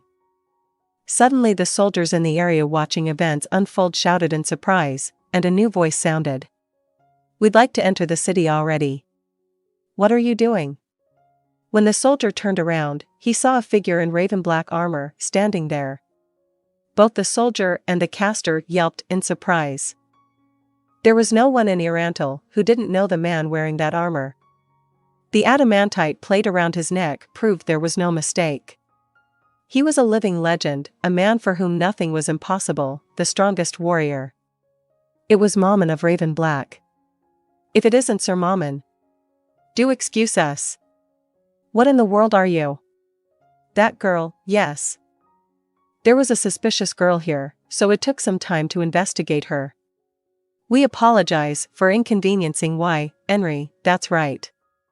Enri Emmett, right? Everything froze. Why did this legendary adventurer know this village girl's name? Who might you be? Wait. You came that one time with Nfiria, right? I don't remember speaking to you, but perhaps you heard my name from NFI? Mammon put his hand to his mouth and seemed to be pondering something. After that, he waved over the caster, and the two of them left the guardhouse. The soldier wanted to go, too, but he couldn't leave Enri alone. Eventually, the caster, who had regained composure, returned on his own. Let her go. The adamantite adventurer Mammon will vouch for her. I don't think keeping her here any longer will do us any good. That's a natural enough conclusion, but are you sure it's all right? You would doubt the word of that great man? No, not at all. Understood. I'll let her in immediately. Enri Emmett of Karn, you have permission to enter Irantal. You may go, okay. Thank you. Enri bobbed her head and left. Watching her go, the soldier asked the caster, and Sir Mammon? He went on ahead. So what's the relationship between the great hero and that villager? How should I know? All he said to me was what I told you, that we should release her and that he would vouch for her. Then I have another question. That Emmett girl, do you really think she's just a villager? Definitely not. She can't be. Otherwise, why would a great hero like him step in to help her? And it can't be a coincidence that she has such a powerful item. Do you think she could be connected to the theocracy? She said Ainz something, right? If she's someone with friends in the theocracy, maybe we should report her to the higher-ups? Honestly, I don't know. Reporting someone Sir Mammon vouched for to your superiors as dangerous is probably following protocol, but might it offend Sir Mammon? The soldier grimaced. Anytime soldiers got together, they discussed the feats he performed at the Irantal public cemetery. No one could remain unmoved by the heroic tale of how he broke through an undead mob thousands, or perhaps tens of thousands, strong. His awe-inspiring appearance and heroic bearing were clearly visible even from afar. The dominant way he had his immensely powerful magical beast prostrate itself so he could mount it drove the soldiers wild. Like women who become infatuated with a strong man, many men had fallen for the great hero Mammon, and it wasn't an exaggeration to say that most of the soldiers, fellow warriors, were his fans. This soldier was one of them. He deeply admired Mammon, to the point where if Mammon were to pat him on the back, he'd tell anyone who would listen. He didn't want to invite the displeasure of one he looked up to so much. Yeah. If Mammon vouches for her, then she's probably fine. I agree. We wouldn't want to cause disadvantage to a personal acquaintance of Sir Mammon's. If you can't beat M, join M. A big tree is better for shelter. I don't want any trouble. Anyhow, I'll be on standby.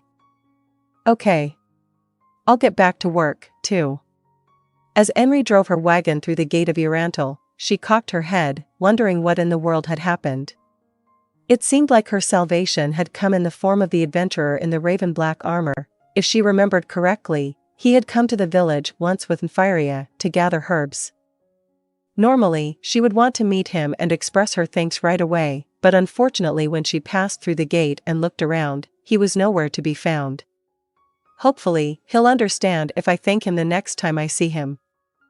She considered taking a little time and searching the area immediately, but there was a reason she had to veto that idea.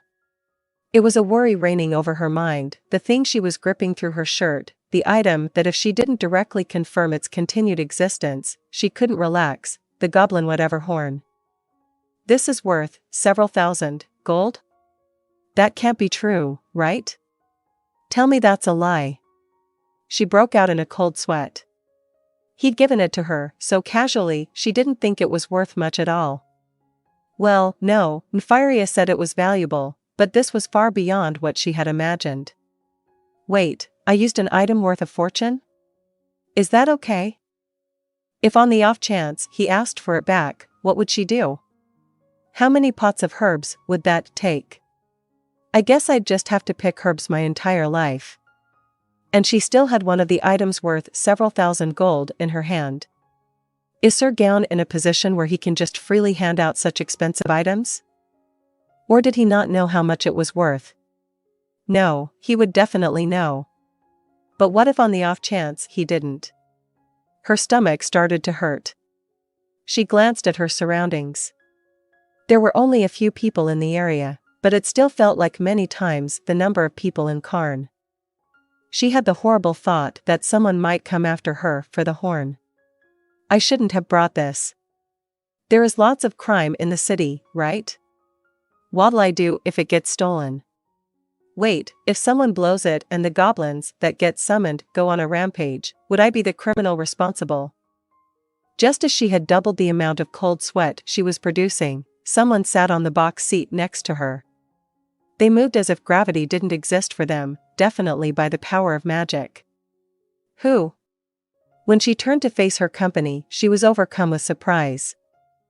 It was a peerlessly beautiful woman with raven black hair, the one who had been with the adventurer in the raven black armor before. Her cold obsidian eyes were focused on Enri. Horsefly, Mr. Mammon has something he'd like to ask. Why, you're so pretty, that sort of flattery won't, about as pretty as Lupus Regina. Noticing the confusion in the woman's wavering eyes, Enri realized she had said something stupid and immediately regretted it. How would this lady know who Lupus Regina was? But she couldn't think of anyone else as beautiful as the adventurer before her eyes. What should I do? I can tell she's confused. Of course she is. I have to somehow. So you see, Lupus Regina is this really pretty lady who comes to my ville, thank you. Her gaze was still stony, and there was nothing gentle about her tone. Her brow was even furrowed, but her gratitude was real. She sighed. I came because Mr. Mammon has something he wants to ask you. Answer me. What are you doing here? It wasn't as if Enri was obliged to answer, but this was the partner of the person who had just helped her out of a difficult spot. If she wanted to know, Enri figured she should answer. Before that, can I say something? Mr. Mammon helped me out just a short while ago. Please tell him thank you for me. I'll tell him. So? Right. I'm here to, I have a lot of things to do, but one is to sell herbs. The woman gestured with her jaw that Enri should continue. Then I'm going to the shrine to see if there are any people who want to move to my village. And I'm also planning to inquire about something at the Adventurers Guild. Besides that, I need to stock up on a bunch of things we can't get in the village, particularly weapons. That's about it, I see. I understand what you've said and will tell Mr. Mammon. With an airy movement, as if she had been freed from gravity's pull, the woman jumped off the wagon. She walked away without giving Enri any further attention. A cutting, icy wind, that was Enri's impression of her. What an amazing lady. Like Brida's power times 10, she wasn't the sort of woman one could meet in the village. Is she an adventurer because she has that personality type? Or did she end up with that personality after becoming an adventurer? Enri started to feel nervous about going to the guild. Shoot. She didn't think of it until after the woman was already gone, but she must also be a strong adventurer, too. After all, she was partnered with the guy who tamed the wise king of the forest. It was possible she knew something about the situation in the woods. I should have asked her if she knew anything about the giant of the east, the magical serpent of the west, or the structure of ruin. I'm so stupid. Why didn't I think of it? Enri trundled along the road on her wagon, chiding herself for not being more on top of things, and passed through the next gate. Irantal was broadly split into 3 areas. The middle section was for the various people who lived there, the normal city area, so to speak. The Adventurers Guild was also located there. Usually it would be safer to do herb business with the Apothecaries Guild, but that required a lot of annoying formalities, so she decided to head for the Adventurers Guild, who would do the negotiations for her.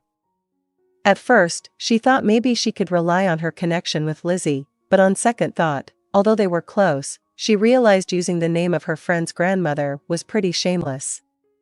The one who had respected her intentions and suggested going to the Adventurers Guild was Enri. If he had come, they could have bought and sold herbs without relying on the guild, no problem, but Enri was only a village girl. She was nervous about dealing with the savvy apothecaries guild members. That's why she had decided to have the Adventurers Guild act as the middleman, even if she had to pay a fee. She proceeded through the city according to the directions Brita and Enri had given her. The goblins had traveled with her up until the outskirts of the village, but now they were waiting outside for her to be done with her errands. She was hit with the realization that she was alone for the first time since leaving the village, and she clenched the horse's reins. The tension made her shoulders stiff and sore. She was about to stretch her neck when she caught sight of the building her friends had described to her up ahead. "I made it," she quietly exclaimed. There was no chance of her getting lost now. After leaving her wagon with the doorman, she went inside. There were warriors, clad in plate armor, hunters with bows and arrows, priests and wizards, plus a few people who generally looked like casters, all coming and going.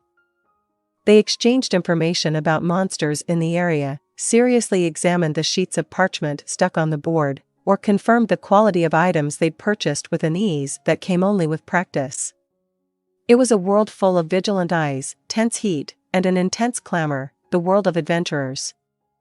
Enri's jaw dropped at this scene she would never be able to see in her village, and she hurriedly closed it. True, she was a country bumpkin, and she wasn't afraid to be amazed by the atmosphere in the city, but she was embarrassed as a girl of marrying age to be seen with her mouth hanging wide open. She walked straight ahead, careful not to move unnaturally. She didn't want to get laughed at. She did wonder if it was all right for a village girl to walk among the brave adventurers. She felt out of place. When she reached the counter, she was met with a friendly smile. "Welcome." "Yes, here I am." Enri met the receptionist lady's eyes, and they both grinned awkwardly in spite of themselves. Enri felt the tension go out of her shoulders for perhaps the first time since she had entered Irantal. "What can the Adventurers Guild do for you today?" "Well, first, I was hoping you could sell some herbs for me." "Very well. And where are the herbs right now?" When Enri explained that the herbs were on her wagon outside, the receptionist lady spoke to the woman next to her. "The appraiser will go there now, so do you mind waiting inside the building for a short while?" "That's fine. There's one more thing I wanted to talk to you about. I don't have an immediate request, but I might make one in the future." She gave an outline of the situation to the smiling receptionist, and her smile gradually morphed into a more serious expression. "I see. I'm a receptionist, so I don't determine request difficulty levels, but if it's about the magical serpent of the west or the wise king of the forest, the adamantite rank adventurer Sir Mammon is probably the only one who can take the job. In which case, it would cost quite a lot." Enri felt the receptionist's attitude shift. It was like she had lost motivation, thinking, "It's a pain to explain this, since you can't afford it anyway." Through living with the goblins, Enri had gotten better at reading people's emotions. This growth could be attributed to her efforts to understand the goblins, which seemed like only hideous creatures with borderline unintelligible expressions to most humans. "She probably thinks we don't have that kind of money in the village." "Well, it seemed like the first thing she looked at was my clothes, so I guess that's what she would think. And she's wearing nice things." Enri mentally compared her clothes with the receptionist's and acknowledged that she lost by a landslide. But wearing clothes like that to do village work would be a waste, plus, they'd get in the way. As a woman, Enri judged this match a draw. "I heard the city offered money, a subsidy." "It does, but the subsidy is only for a portion of the cost. The rest you must cover. Adamantite rank adventurers are extremely expensive, so even after deducting the subsidy, you would owe quite a large sum. Of course, you can put in a request at a lower price, but we don't encourage it. Jobs paying less than the going rate are lower priority, so you would have to be prepared for the possibility that it will be difficult finding someone." The receptionist probably spoke so fluidly, because she was regurgitating rules she had perfectly memorized. It was likely she was already thinking that Enri was just a bother. I guess that's only natural. A customer who can't pay is no customer at all. The receptionist lady's words matched exactly what Enri had told her. That's why she didn't feel too down. It was simply reality that there weren't many people who would lend a hand to the weak for little to no reward. That's exactly why Sir Ainz Ooal Gown is our savior. He even gave this treasure to a village girl like it was nothing. If she said she would pay with the horn, what sort of attitude would the receptionist take? She imagined how gratifying it would be, but did nothing of the sort. That great caster had given her this item out of kindness and told her to protect herself. It wasn't something she could sell just because it would be good for the village. She couldn't let his benevolence be in vain. So Enri nodded.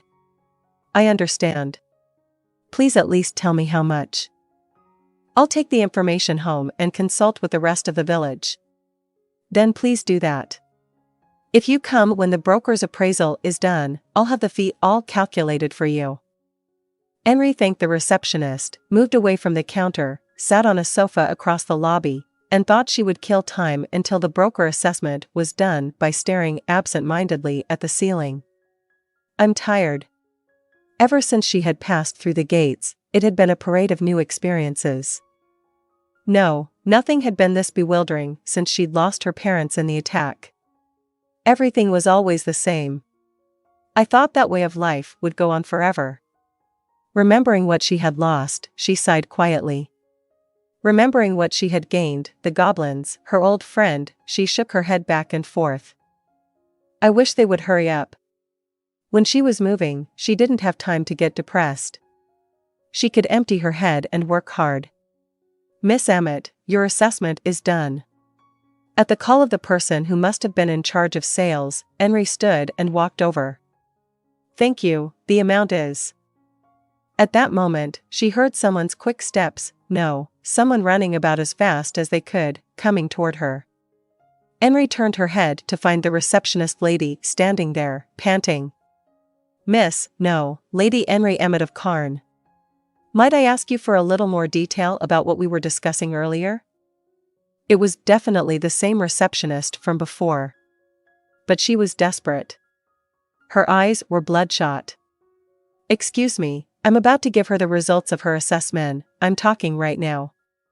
All I need is a minute, so you can shut up. The broker's face twitched. If you like, we could talk in the sitting room over a drink. Her lips were pleasantly curled, but her eyes held no mirth at all. She was bizarrely desperate. What did she sense from Enri's hesitation? With wet eyes, she entwined her fingers as if to pray. Please. I want to hear what you have to say. I'm screwed unless you tell me. Enri had no idea what this frantic plea was about, but she would have felt bad to reject her. When she glanced back, the broker seemed to understand what she was thinking and nodded. I see. Then will you take me there? That moment, the receptionist's body visibly relaxed. Thank you. Thank you so much. Right this way, follow me. Bathed in curious stares, Enri followed. The receptionist had a vice-like grip on her right hand. She was definitely not letting her get away. Maybe I was too hasty. Though seized by a mild anxiety, she entered the sitting room. She looked around silently. The empty room had an extremely refined interior, furnished so magnificently, she hesitated to sit on the sofa. Now then, go ahead, take a seat. A voice in a corner of her mind said, I won't be taken prisoner the moment I sit down. But nothing happened even when she sat on the sofa. That is to say, the comfortable sofa merely supported her body. What would you like to drink? I can offer you quality alcoholic beverages. Would you like to eat? Perhaps it's too early? I suppose it is. Then fruit, or perhaps cake, you don't have to go to all that trouble. The abrupt change in the receptionist scared Enri just a little bit. It wasn't like she was particularly cold toward Enri when she first arrived at the Guildhall.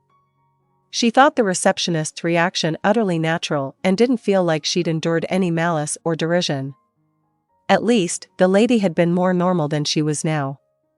What caused this transformation? Is it because I'm carrying the horn again?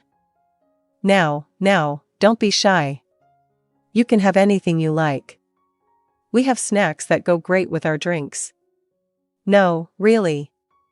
I don't have much time, so shall we start talking? Right.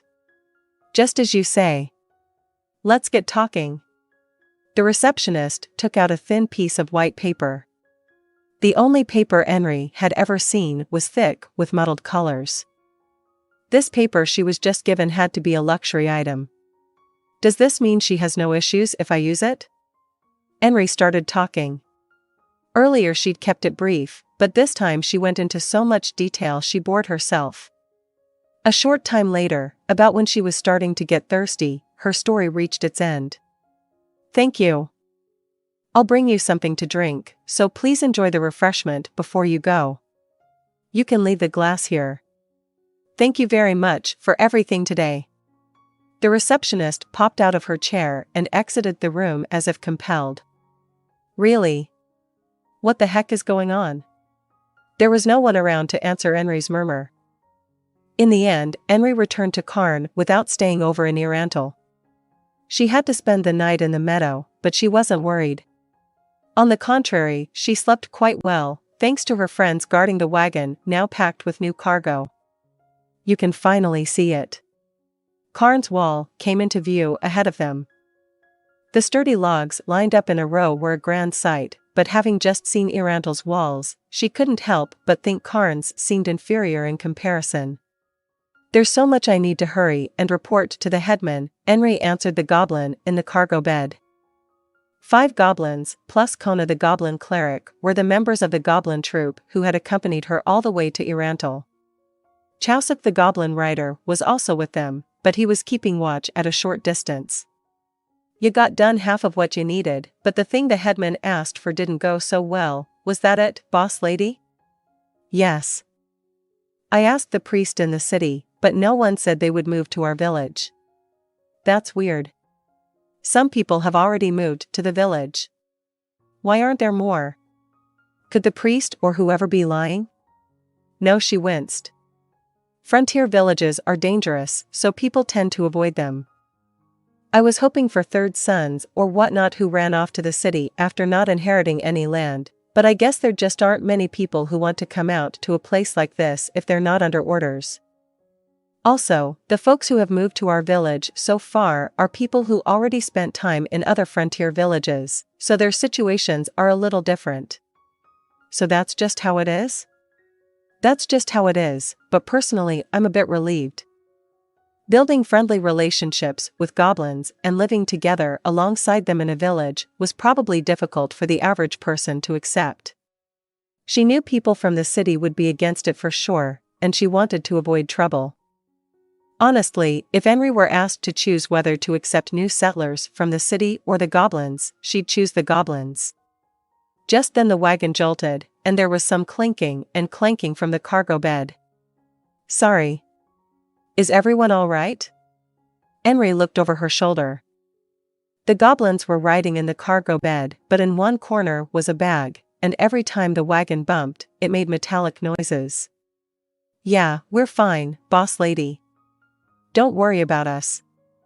But hey, with this many arrowheads, we'll be able to hunt up a storm. The goblin's expression as he looked at the bag was cheerful. Seeing that, Enri forgot to answer and simply smiled. They passed through the wheat fields and entered through the one open side of the gate. Greeting the villagers along the way, Enri headed first to the meeting hall. She wanted to unload her cargo. When she pulled up next to it, a goblin came out, perhaps in response to the noise. Welcome back, boss lady. Glad to see you're all right. Enri grinned. The goblins had become family to her, to the point where she didn't truly feel she had returned home until they greeted her. I'm home. And is that your cargo? We'll put it in here if so. That's right, brother. Sorry, but give us a hand. The goblins all sprang into action and began efficiently unloading the wagon. The fact that the goblins were cleaning up perfectly without Enri providing any instruction made it clear that they had completely adapted to life in the village. "Boss lady, we'll do the rest, so why don't you go see the boss man? He might be busy over with Arg healing the goblins, thank you, but first I have to go report to the headman." "Sorry, guys. I'll go with her just in case. There are the ogres and whatnot, after all." With that, Goku hopped into the box seat next to Enri. The goblins who had been with her from Eventful eyed him jealously, but no one objected, probably because what he said was right. "Okay, boss lady, let's go." Enri smiled awkwardly. "Thanks. And I appreciate your help." She thanked the goblins and pulled the wagon away. "So did anything happen while I was gone?" "Not much. We put up a building so the ogres can live inside the village. We had the stone golems carry the lumber. It's not fancy, but we made a cabin for them. I wonder if we can do anything about how much they smell." Their stench instantly permeated all the blankets we gave them. "But wow, you did all that so fast." "It was thanks to the stone golems. We'll have to thank the great caster. And Lupus Regina, too." "Somehow, I just don't want to thank Lupus Regina, or rather, I don't like her." Enri thought she misheard. She'd never heard Goku gossip behind someone's back before. "How do I put it? She's scary. She's always watching us, like a magical beast who could attack at any time." "It seems like you don't feel that way, but, well, supposedly she's a maid of Ainz Ooal Gowns, so I don't think she could be such a bad person." "Well, that's not very nice." Enri and Goku both flinched. It was the voice of the woman they had just been talking about. When they whirled around, there was the maid sitting very matter-of-factly in the cargo bed like she had been the other day. "What are we gonna do with this guy, En? What do you mean?" "Before that, I want you to tell me how you keep appearing like that." "It's simple. I come out of the sky, that's all." "I don't think so. We would notice even if you were coming from above. But I got lots of tricks I can use, like turning invisible. I'm just doing my best to go unnoticed." "How thoughtful of me." The goblin faced forward again, seemingly exasperated. "But hey, it's rare that you would visit 2 days in a row. What happened?" Lupus Regina squinted at Enri. "Even that face is cute when such a pretty lady makes it," she thought without really meaning to. "Well, whatever. I was just wonderin' how things went." "Like how's the mini goblin?" "He's good. I think he's probably at the headman's house at the moment," said Goku. "Why at the headman's?" "We saved a bunch of the goblins from his tribe, right? He should be there talking about finding a place for them to live, right? He's the chief's son, he must have some responsibility when it comes to the survivors." "Well, I gotta hand it to him, and he's just a kid." She guffawed in a goofy way, but the accompanying smile was charming on a woman as beautiful as her. Enri gazed admiringly at her, despite the fact that they were both girls. "Better keep an eye on the road, you're right." Enri turned back around, blushing to her ears. She stopped outside the headman's house, and she and Goku got off the wagon. "Okay, I'll take the horse back to the stable for ya. Don't want to get in your way. Hope you'll tell me what you guys talk about later, though." "Understood. I'm sorry to burden you, but thanks for taking the horse." Lupus Regina responded to Enri's bow with a K, and drove the wagon away.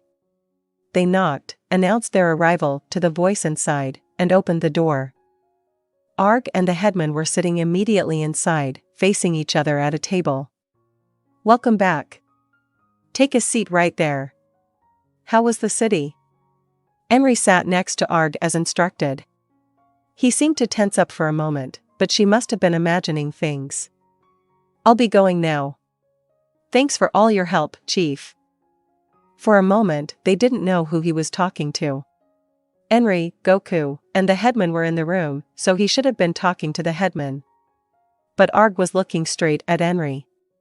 She peered intently into his eyes, but couldn't find any hint of a joke in his sincere look. "Wait. What?" Why did he say that to me? Arg bowed and left the headman's house before Enri could figure it out. What? Wait. So, Enri, will you tell me what happened? No, but, yes. Okay. It bothered her, but she could get her question answered later. Her report was more important. Having decided that, she gave a concise account to the headman of what had transpired in the city. The most critical item was probably that there hadn't been anyone wanting to move there, but it was almost as if the headman had expected that. He didn't look disappointed at all. I see. Well, that makes sense. Not many people want to move to a frontier settlement where monsters are likely to appear. He gave voice to exactly what Enri had been thinking. Surely everyone in the village thought the same thing. Thanks for going. In response to his bow, she said, it was no problem. There had been various issues, but on the whole, it was a good experience. And then, he looked at the goblin for a split second. There's something I'd like to ask of you, Enri Emmett. Okay. What might that be? You're being so formal, sir. I want you to take over my job. Her expression warped in such a way she seemed to be pulling a face. What does that even mean? Is that what Arg meant? What? I understand you're confused. I'm a bit more than confused. Are you going senile, sir? Why would you say that? Senile? Now that's just cruel. You seem a bit bewildered, and I understand that, but I want you to calm down and listen to me. Calm down? How am I supposed to calm down? Why would you want a village girl like me to take on such a huge responsibility? Besides, what's this chief thing about? Would you just relax? He probably meant to sound commanding, but to Enri it only sounded loud. Still, she managed to regain some composure. Perhaps a corner of her mind had whispered to her that she wouldn't understand what he was saying if she didn't listen. I know you're not following. But please listen calmly to what I have to say. Who is the central figure in the village right now? That's you, isn't it?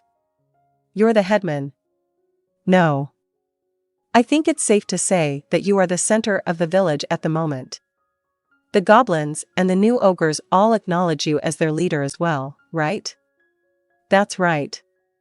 We think of the boss lady as the central figure. And the goblins you saved, including Arg, all think of you as their chief, too. Enri curled her mouth into a frown. It's true that was what the goblins thought. But what about the villagers who had been here since long before that? There was no way they would accept this. I pretty much know what you're thinking. You think the villagers would be against it, right? I already checked with everyone. Last night I held a meeting with just the villagers to hear their opinion. The result was that everyone agrees to recognize you as the new head woman. But, why? That's what a huge shock the attack was, Enri. Everyone wants a strong leader. What's so strong about me? I'm just a village girl. She had the feeling she'd put a little muscle on her arms, but she was still nothing but a peasant who couldn't wield a weapon to save her life. If they wanted someone strong, one of the self-defense squad members like Brita would have been better. Strong doesn't necessarily mean that individual is courageous. Being able to command goblins, isn't that another kind of strength? The Balar family also thinks you're fit for the job. NFI. Enri squawked like a chicken getting its neck wrung. Besides, I'm getting on in years. It wouldn't be so strange for me to hand over the reins sometime soon. What do you mean, getting on in years? You're not that old. I thought you were acting bizarrely grandfatherly. Is this what that was about? It seemed a bit too early to declare someone in their mid-40s a senior citizen. Some would even call it the prime of their lives. Setting aside whether I seem grandfatherly or not, the village is changing. Now that the wise king of the forest is gone, there's a higher likelihood that monsters will come out of the woods. At times like that, my making decisions based on our experience when times were safer won't cut it. Sir, I realize this is a rude thing to ask, but aren't you just running away? I'll be honest. I can't deny that. The eyes that met Enri's gaze were those of a man bearing his heart. I still think about that horrific day, when villagers who were like family to me were killed. I knew your parents well. If we hadn't been living idly but had built a sturdy wall like we have now, if we had been more on guard, maybe things wouldn't have ended so badly.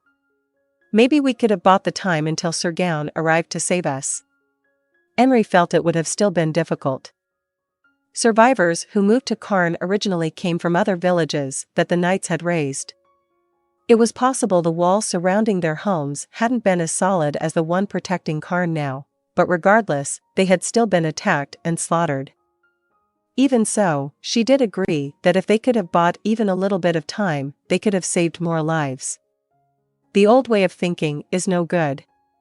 We need to create a new system and keep this village safe with our own hands. The only ones who can do that are the open-minded young people. And of them, it has to be someone with power. The headman finished saying his piece. He gazed at Enri with a gentle expression. Enri mulled over his words and gave it serious thought. The reason she refused at first was because the responsibility was so great. She couldn't be responsible for the villagers' lives if they were attacked again. But isn't that just running away, like what I accused him of doing earlier? I don't know if I can do such a big job. That's only natural. You'll have me to assist with administrative duties and the goblins supporting you for security issues, but it's still terrifying to be the one making the final decision. What about a system of representation where all the villagers participate? I did consider that, but opinions tend to diverge more sharply the more important an issue is. We'd end up getting nowhere. I really do think that if we don't have someone leading the way, we won't even be able to come to a consensus on things we already agree on. What if we had one system for peaceful times and one system for emergencies? That won't work. We can't cultivate leaders that way. It's precisely because you show leadership during times of peace that you can put people to work efficiently during emergencies. They acknowledge your authority. The headman's conviction was strong, and his argument was sound. With a distressed look on her face, Enri asked the only question she had left. When should I let you know by? I won't say you have to tell me now. Take your time and think it over. Yes, sir. With that, Enri stood from her seat. As they left the headman's house, Enri turned around to look at Goku. Hey, I want to think things over for a bit, so do you mind giving me some time to myself? You got it, boss lady. Take your time. We're on your side, you know. Please tell us if you ever need anything. Yes, I will. Thanks. After watching Goku go, she headed for her own house. Can I do the headman's job? Personally, she felt it was out of the question. It was possible a time would come when she would have to give unimaginable orders, like sacrificing a minority to save the majority. I wouldn't be able to do that. The villagers all think too highly of me. For starters, everyone valued her for the goblins, but it wasn't as if she had negotiated to get them on the village's side. They just came out of the horn given to her by the great caster Ainz Ooal Gown. And the item came only after the good fortune of being saved. Wait. I did get saved first, right? Sir Gown was wearing a mask and he was wearing a mask, right? She suddenly felt like her memory of those events was fuzzy, but it was probably because the whole situation was so extreme and chaotic. She shook her head and cleared her mind of those doubts. Anyhow, if someone else had received the horn, the proposal of being the next head of the village would have gone to that person, not her. In other words, it had nothing to do with Enri's ability. The wheel of fortune simply spun in her favor. I should talk to someone. The first person she thought of was Enri. She had the feeling that since he used to live in the big city and had met lots of different kinds of people, he would be able to tell if she was right for the position or not. Plus, he knew a lot of things. She could probably get a precise answer from him. But the headman had told her that the Balar family, which included Enri, was in favor. So there was a good chance that if she asked him, he would simply tell her she should be headwoman. This is no good. I can't ask anyone from the village. That would mean Arg or the ogres, but Arg was calling me chief, so he's out, and the ogres don't seem too smart. As Enri was furrowing her brow, a bright voice called out to her. Yo. Looks like you're done talkin'. What a serious face. Something both Aaron, ya? The voice hit her like a bolt of lightning. Right. Someone from outside the village. Here was a neutral third party who could calmly assess the situation. Enri ran over to Lupus Regina at full speed. Lupus Regina. She clutched the surprised woman's shoulders. What? What's wrong? I got butterflies in my stomach, but spare me the confession.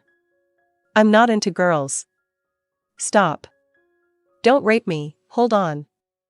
Enri released her shoulders and tried to cover her mouth. Lupus Regina nimbly dodged her and grinned. Sorry. Anyhow, it seems you're a little riled up, so maybe just calm down a bit. I was only jokin'.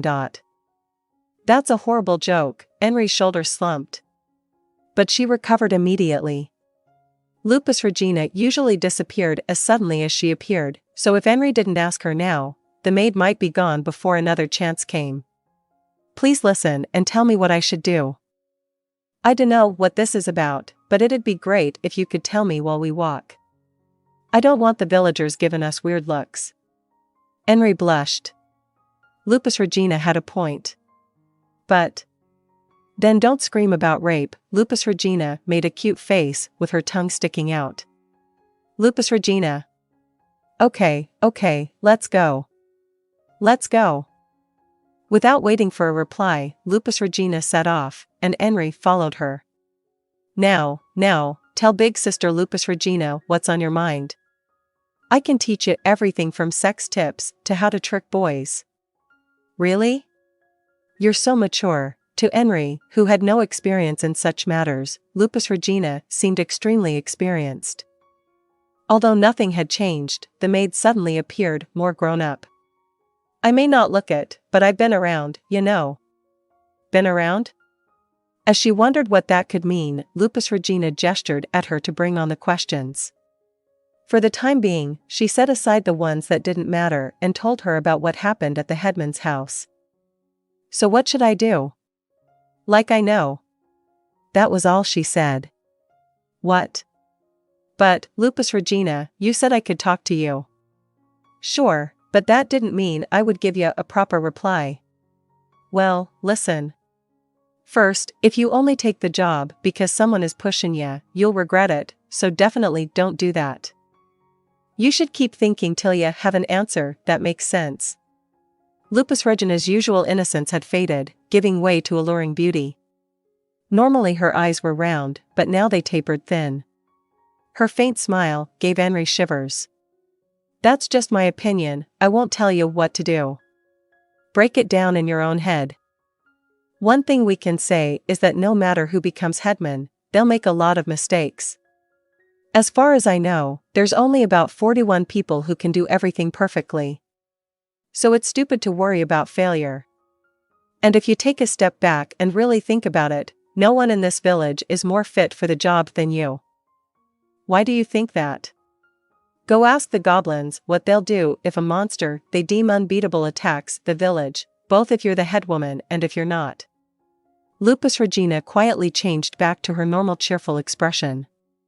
Well, that was no fun. I'm not into this scenario. Man.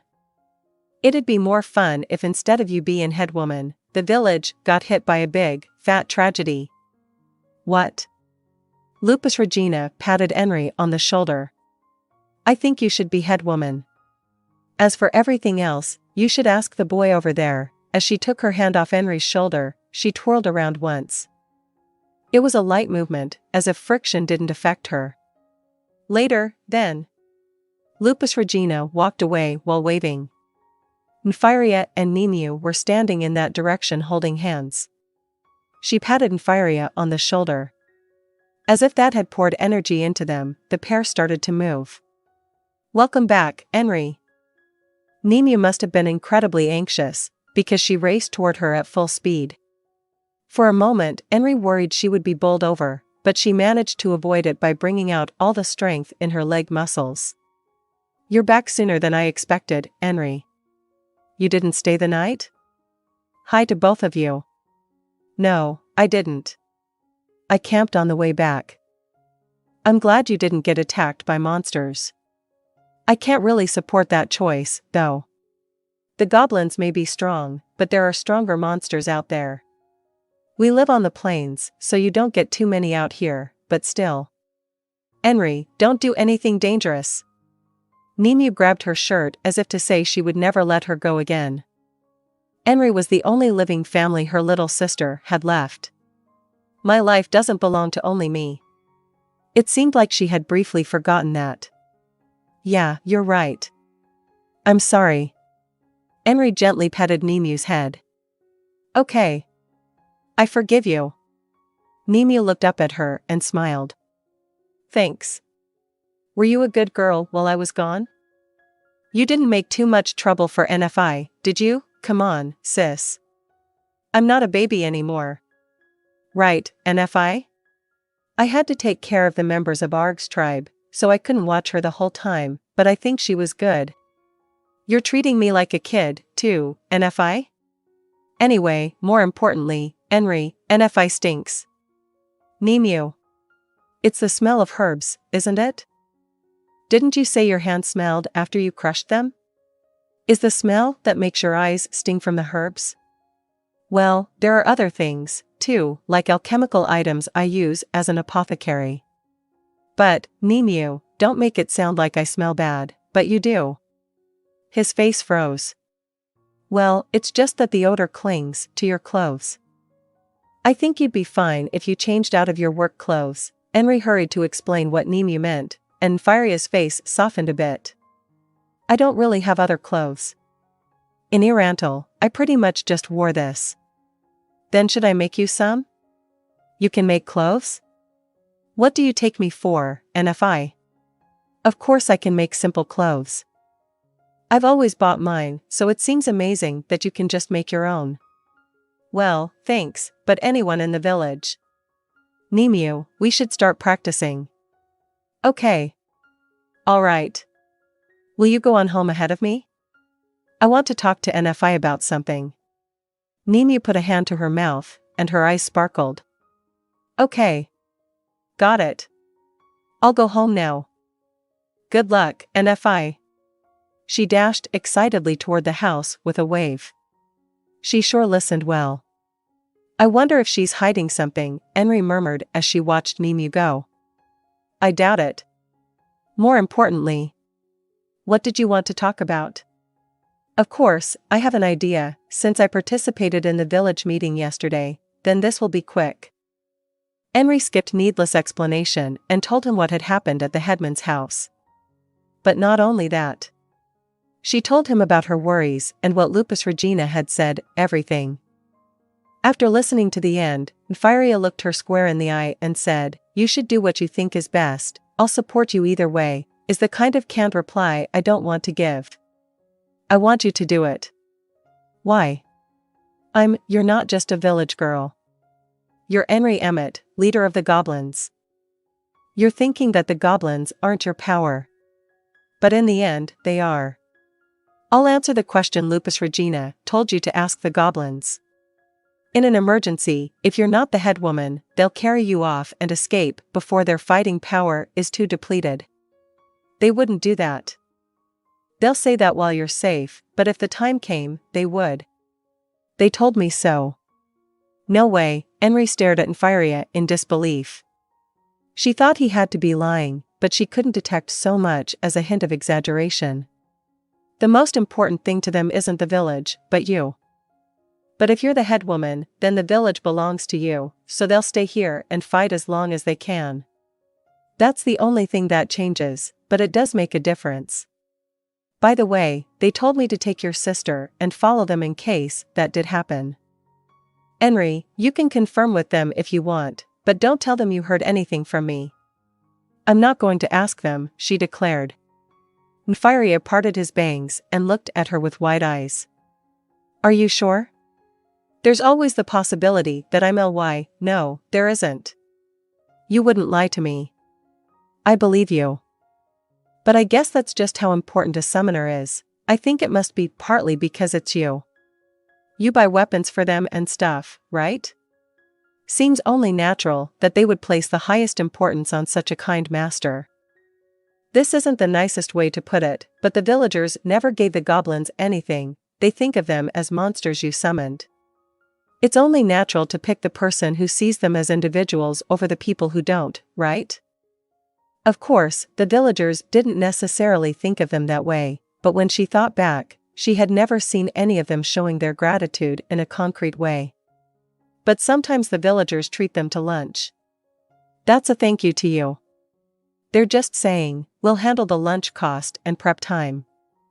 Have you ever seen any of the villagers call a goblin by their name? She hadn't. She thought it was because they just couldn't tell them apart, but maybe they never even felt like trying. When she thought that, an indescribable loneliness came over her. But the forlorn feeling wasn't the only thing in her voice. There was a determined gleam in her eyes, like she had made up her mind. Yeah. Personally, I think you'd be a great headwoman. And if you become headwoman, the goblin situation will change pretty quickly. You'll all help me, right? Of course. It's more like there's no one who wouldn't help you. Okay. Then I'm going to pay the headman a visit. When you've made up your mind, it's better to act right away. Enri laughed at her declaration. It was a soft, bubbly laugh that showed he understood that she wanted encouragement. Okay. Get going, Enri. She turned on her heel and took a step down the path to being the new head of Karn. Watching the village intently from the sky, Lupus Regina saw people clustering in the square. Enri went out in front of everyone and said something, but it was nearly impossible at this distance to pick up her voice. Perhaps she had finished talking, the villagers began to clap. So that's how it turned out. She did it. This is great. What are you having so much fun with? Lupus Regina turned just her head to face the voice behind her. If it isn't Yuri. Are you flying with a magic item? Yes, by the power of a magic item Lord Ainz lent me. What so? This is Karn. You got scolded over it, right? That's right. But things just got really interesting. What things? There's a new leader in the village now. For the humans here, that means new history, a potential for new beginnings. But imagine the looks on their faces if, just at their grandest moment, the village got attacked and everything burned up. A crack appeared in her beauty, and anyone who saw it would have said that something evil or horrible was flowing from it. I thought you were getting along with the villagers. Yeah, we get along. I just get so excited when I think about all my human pals getting crushed like bugs. So you're a total sadist, right up there with Solution. Why are you all like that? Shizu is the only saving grace, honestly. Although Intoma isn't so bad either, Lupus Regina laughed at her leader's complaints and said, Village, won't you fall for me? I'm so tired. Enri tossed the little chalkboard she was holding onto the table and flopped over. Hearing some quiet laughter, she turned just her head to see her teacher, Enri, smiling at her as she had guessed. Nice work, Enri. I did work, so hard. I'm not good at using my head, but you have to be able to do simple reading, writing, and arithmetic. Enri groaned. She'd been told there were minimum education requirements for becoming headwoman, so she was getting private lessons from Enri, but her head felt like it was going to burst. Why are there so many letters? Someone came up with this system just to torture me. Don't say that. You can write your name now, right? And Nemus? Yeah, I'm a little happy about that. I don't suppose that much is good enough, is it? Sorry. Unfortunately, you're still at the most basic of basics. I mean, it's only been 5 days since you started studying, so we haven't gotten to any of the important stuff yet. Enri looked like someone who couldn't believe what she had just heard. Don't make that face. Once you get the simple stuff down, it's just application. So this actually is pretty important, yeah. You do seem tired, though. Shall we call it quits for today? Enri stood as if she'd been waiting for the word. Yes. Got an early day tomorrow. Good thinking, NFI. With a wry grin, Enri erased the squiggly worm letters off the chalkboard. Okay, have a nice rest. We'll start studying at the same time tomorrow. I'm really happy that you're willing to take time away from experimenting to help me, but I can't do anything to thank you. Yes. That's how it goes. Someone once told me that the teachers hated by their students are better than the ones who get thanked. That's a lie. That's definitely a lie. Okay, I need to get going. Good night, Enri. Okay, good night, NFI. You should go home and sleep, not experiment. Acknowledging her remark with a smile, he left through the front door. After watching his magic light recede for a little while, she went back inside, and the dark house suddenly felt terribly lonely. I'm tired. She sluggishly took off her clothes and got into bed. They had been pretty noisy, but next to her, her sister was making adorable snoozing noises.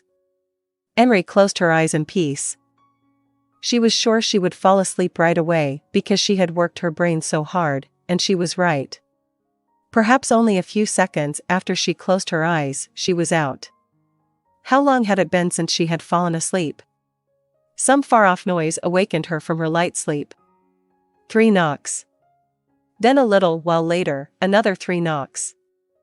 When she realized what that pattern meant, her eyes popped open in the darkness. Her extraordinarily lucid brain recognized that she was in her own house, and she jumped up. Her sister jumped up at the same time. Are you okay? Yeah. She sounded scared, but not to the point where she couldn't function. Get ready now. Okay. Turning on the light would be a waste of time, so they simply started preparing to run.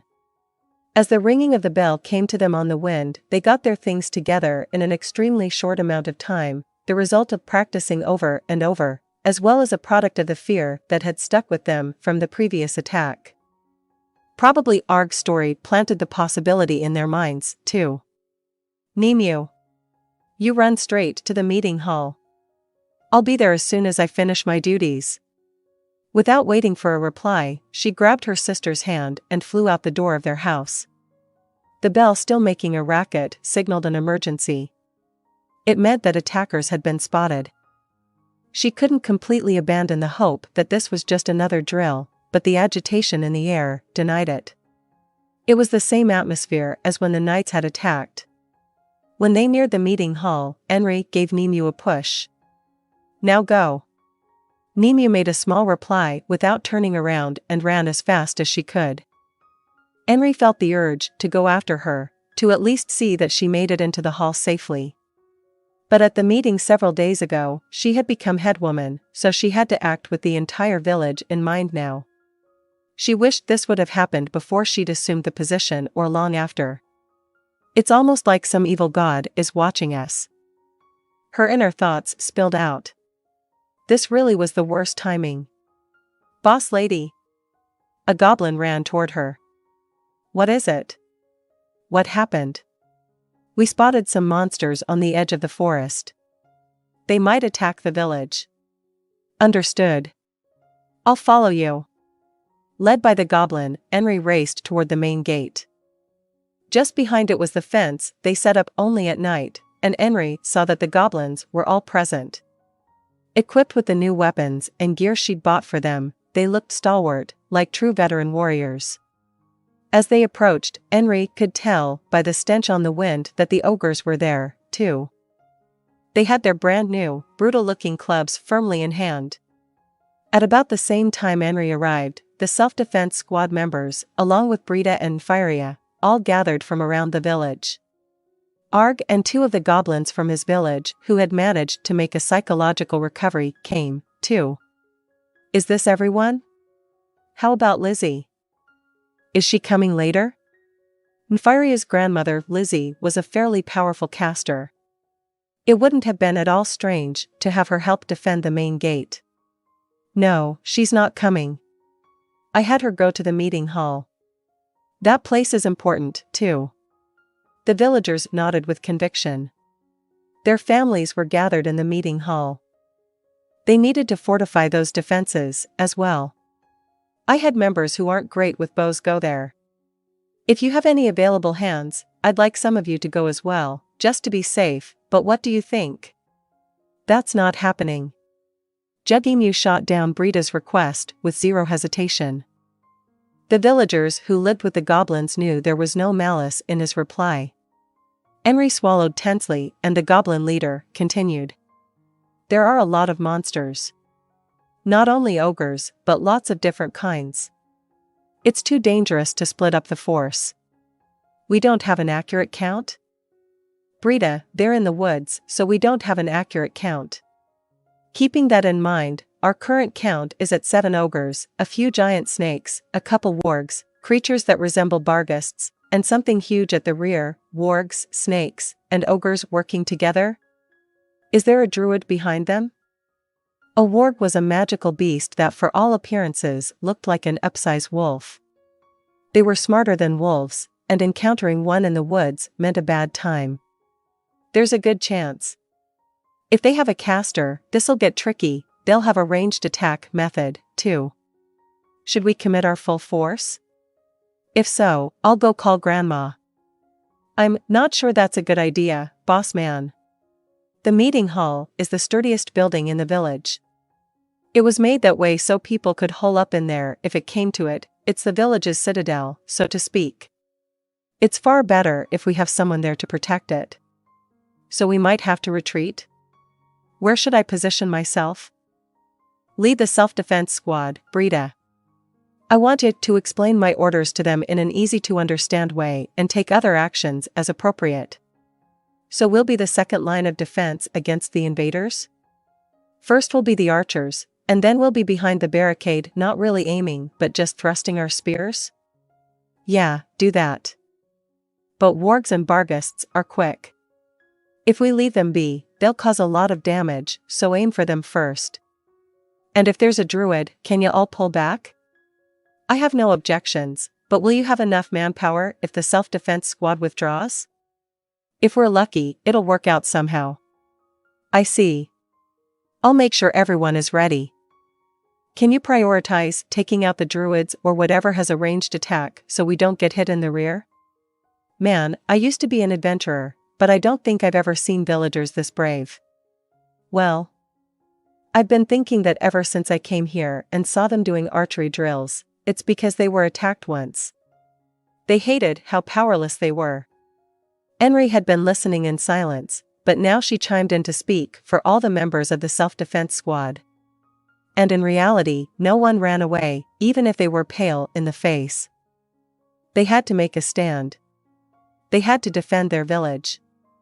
Most importantly, their loved ones were behind them.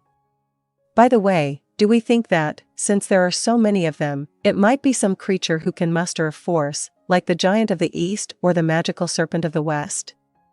We can't say for sure that it's not. YGGDRASIL answered Brida's question in a low voice. If that was the case, then it was possible that it was Arg and his tribe who drew in the monsters.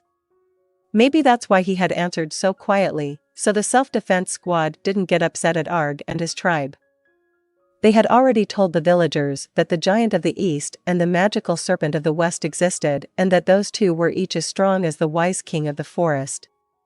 They only saw it once the dark warrior had captured it, but the immensely powerful magical beast made quite an impression on the villagers. If they thought they might have to confront a monster equally strong, against which they had no chance of winning, they might get frightened. The magical serpent of the west uses some kind of magic, right? That could be hairy, Brida grumbled, and Firia agreed with her. Monsters have less than 10 kinds of magic they can use racially, but it can get tricky when you're dealing with the type that can acquire spells, because of how diverse their repertoire gets.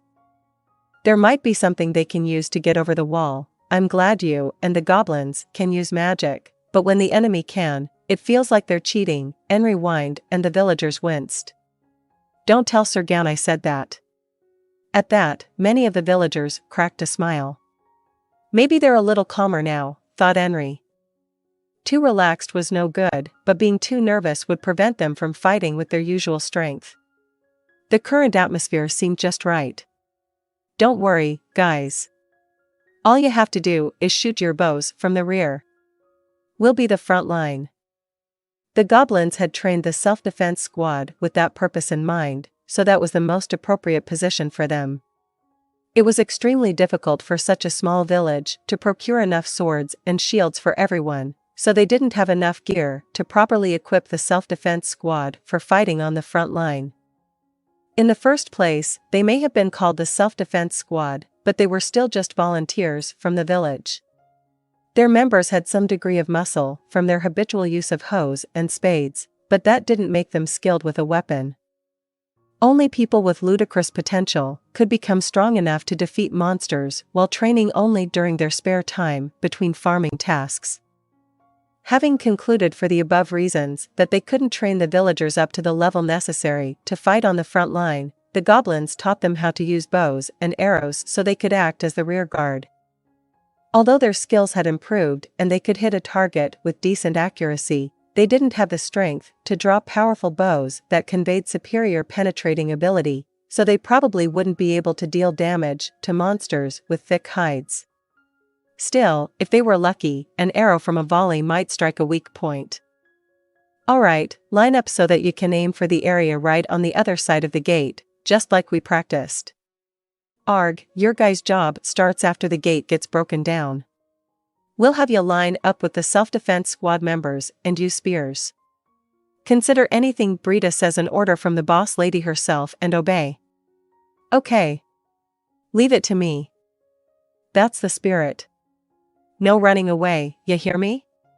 Fight for your life. Of course. I owe her my life.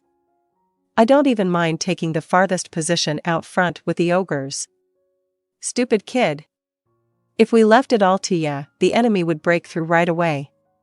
Save the heroics for when you're stronger. Getting snapped at by YGGDRASIL seemed to frustrate Arg, but the self-defense squad comforted him.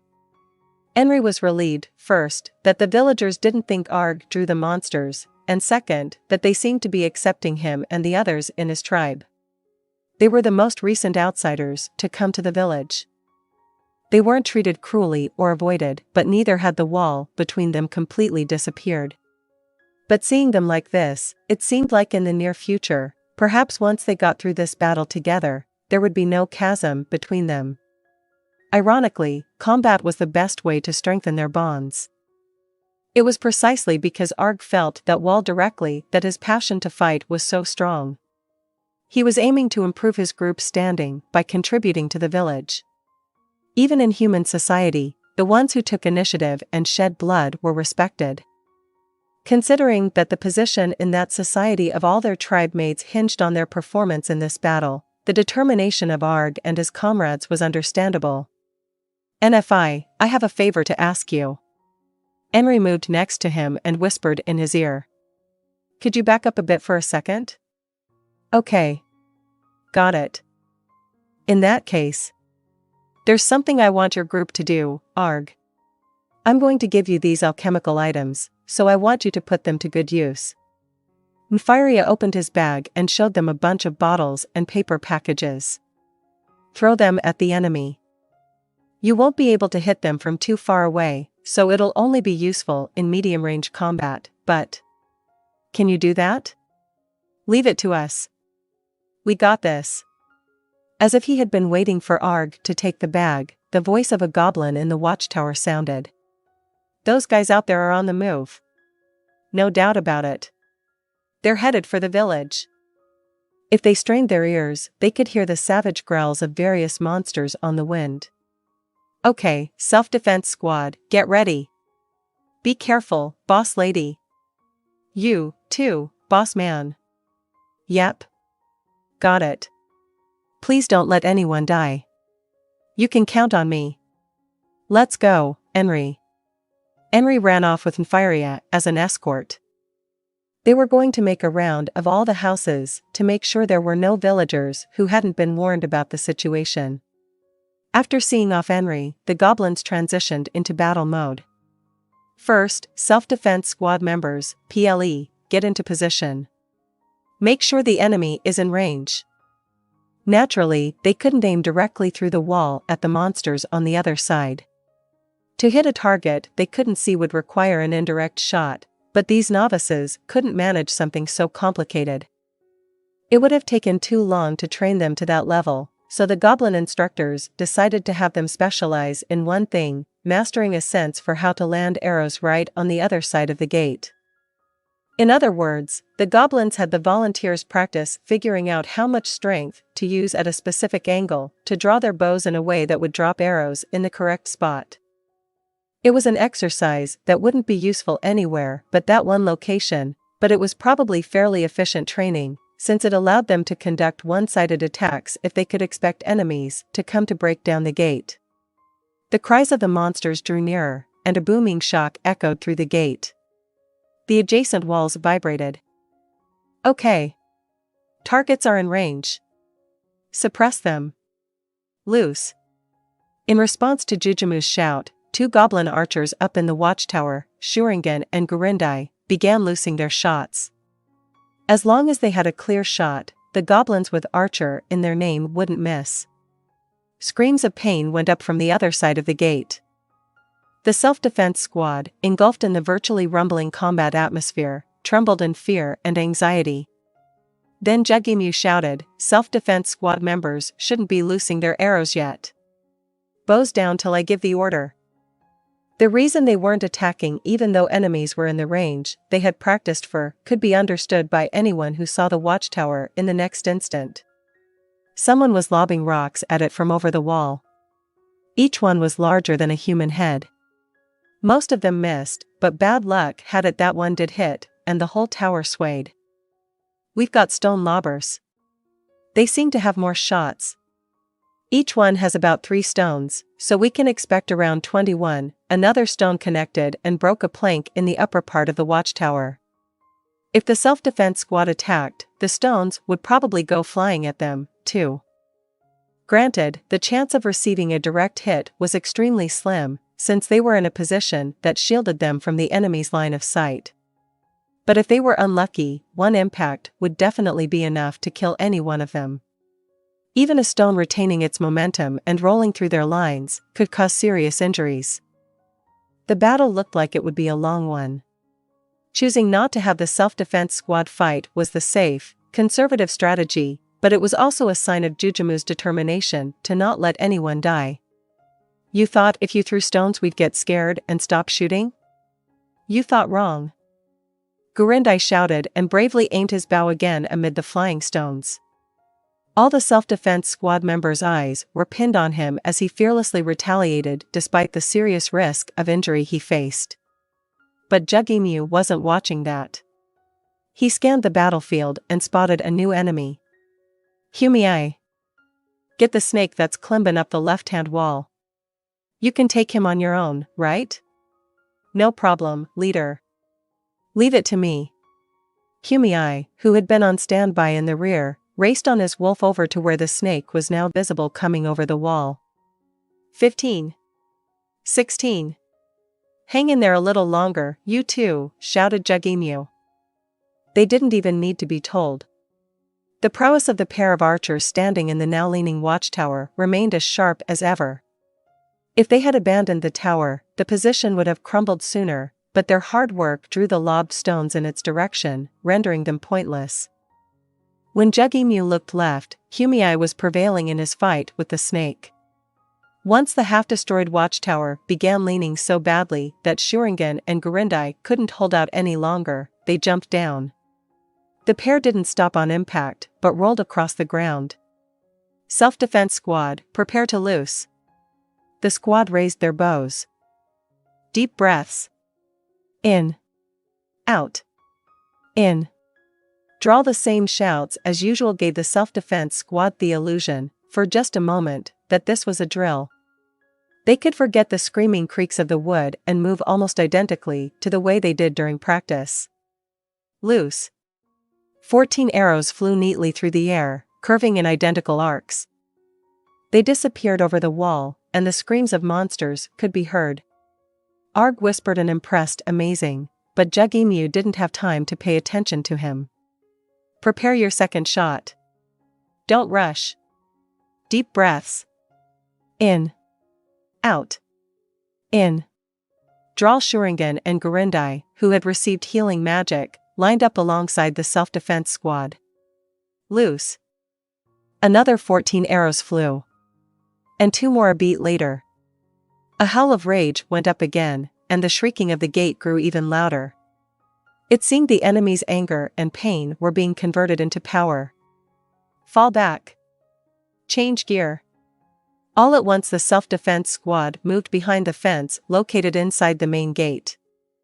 The sturdy barrier would block the path of anyone who penetrated the first defense. It was set up in an L shape, and it funneled the enemy straight toward the waiting ogres and the goblins under YGGDRASIL. For the invaders, it was after they broke through the gate that things would become truly deadly. Any casters should get out of the direct line of fire. Leader. What is it, Arg? In the items from Boss Man, there's an adhesive. Where should I spread it? Won't it get sucked up by the dirt? He said it will, but that you can just assume it'll last for a short amount of time. I see. Then find an opening to throw it at the base of the blocked gate. Arg took his tribe mates and moved out with a curt understood. As they prepared, the rider returned from defeating the snake. The cleric rushed over and healed his wounds. With a kerblam, one side of the gate burst open. The first to surge in were the enemy ogres. You brainless morons. YGGDRASIL sneered. You made a big mistake. The way that only one door broke was actually part of the village's plan. If one side broke, the enemy would probably just charge in rather than try to break the other side, especially if they were being shot at. But the opening was narrow, so they couldn't all enter at once, leaving quite a few stuck with nowhere to go. Meanwhile, the village had soldiers stationed along the elf fence and could attack all at once. Stay high to our deadly battle formation. The ally ogres had an advantage in their fistfights with the enemy ogres due to their slightly better gear, and the self-defense squad supported them with spears. Volleys from the archers and the mage, as well as alchemical items from Arg, flew toward the ogres who were trying to break down the inner fence. Other beasts were looking for gaps to jump into the fray, but the goblins held them at bay. The villagers had a definite advantage. The riders were on reserve in the rear. If the enemy didn't have any casters, victory was certain. But then, what's that? There was dread in YGGDRASIL's stifled shout. Is that a troll? A giant, clearly different from an ogre but just as big, was approaching with peculiar, awkward movements. In its hands it clutched a huge sword with a strange aura about it. Did the slimy liquid running from the groove down the center of the blade to its edge have magical power? Is this their boss? Could it be the giant of the east? Once it crossed his mind, it made sense. Its tough flesh was trained like steel, and while it resembled trolls YGGDRASIL had seen, it also looked like something completely different. He could understand how it would be on par with the magical beast he'd once seen. Even one troll was formidable enough that they would have to throw everyone they had at it. How hard of a fight would they have against a monster that seemed even stronger? Then, YGGDRASIL wondered what to do. They had no chance of winning. The best move would be to protect Enri and run. She would be completely opposed to it, but they would have to use force if it came down to that. No, that's not our best move. It's our worst move and our last resort, he spat. Men, we're going to die. Abandon any comfy ideas like falling back. We're going to sear our bravery into the eyes of everyone here. A battle cry full of the goblins' fighting spirit went up, and for a moment, the enemies in the area seemed overwhelmed and froze. Let's go. Show them your power as one of Boss Lady Enri's followers. Enri breathed a sigh of relief. She and Firia had been around the village once but found no one. Just then she could make out the sound of something breaking from the direction of the main gate. Then she heard a chorus of screams and a heavy bass sound that made her guts vibrate. The monsters must have broken down the gate. The battle must have started. Enri swallowed the bile that threatened to come up. A bitter taste spread from her throat through her mouth, but she ignored it and looked at Enri. "NFI. We should be at the gate, too." "I understand, but don't you think it would be better for you to go reassure the people in the meeting hall?" His words contained the nuance, "so you won't be in the way." Enri had trained with a bow, but at the point the gate was broken down, they should have already transitioned to fighting with spears. Even if she went now, there honestly wasn't much she could do. "I can't do that. I was chosen as head woman because I can command the goblins, because I'm powerful. It's probably the right move to withdraw, but at least this time I just can't." She had to show them, at least once, that she could fight out in front. Perhaps acknowledging the strength in her eyes, Enri parted his bangs to reveal a serious expression and agreed. "Yeah, you're right. Got it. I'll protect you." At the sight of the brave, earnest look on his face, not at all characteristic of her longtime friend, Enri felt her heart do something unfamiliar. "What is it, Enri? I may not be as magnificent as Sir Gown, but I won't die before you." "Don't say die, sorry." Recognizing his usual inability to come up with something to say, Enri smiled. "Let's go, NFI, yeah. Let's. We don't have time to stand around talking." The two of them took off running for the main gate. They had come all the way to the back gate, so even if they sprinted at full speed, it would still take some time to get there. If they arrived out of breath, they wouldn't be able to fight right away and would only be in the way in a clash, so they moved at a pace that saved a bit of energy. But they ended up running for only a few seconds. An awful noise froze them in their tracks. When they turned around, something was partially visible at the top of the back gate. The shapes were huge and strange, and so unlike what a human's looked like that, for a moment, Enri and Enri couldn't figure out what they were staring at, but they were fingers. A hand had grabbed the top of the 13-foot gate. Shocked like they'd been punched in the head, the pair scrambled into the shadow of a house. "What is that thing? A giant?" "I don't know." Without finishing, Enri gasped, "Mouth agape." Enri quickly looked to the back gate and made exactly the same expression. Something was slowly climbing over, and there was no way it was human. "That's not a troll, is it?" At Enri's breathless question, Enri took a hard look at the monster. "That? It's the first time I'm seeing one, but it looks just like the stories I've heard.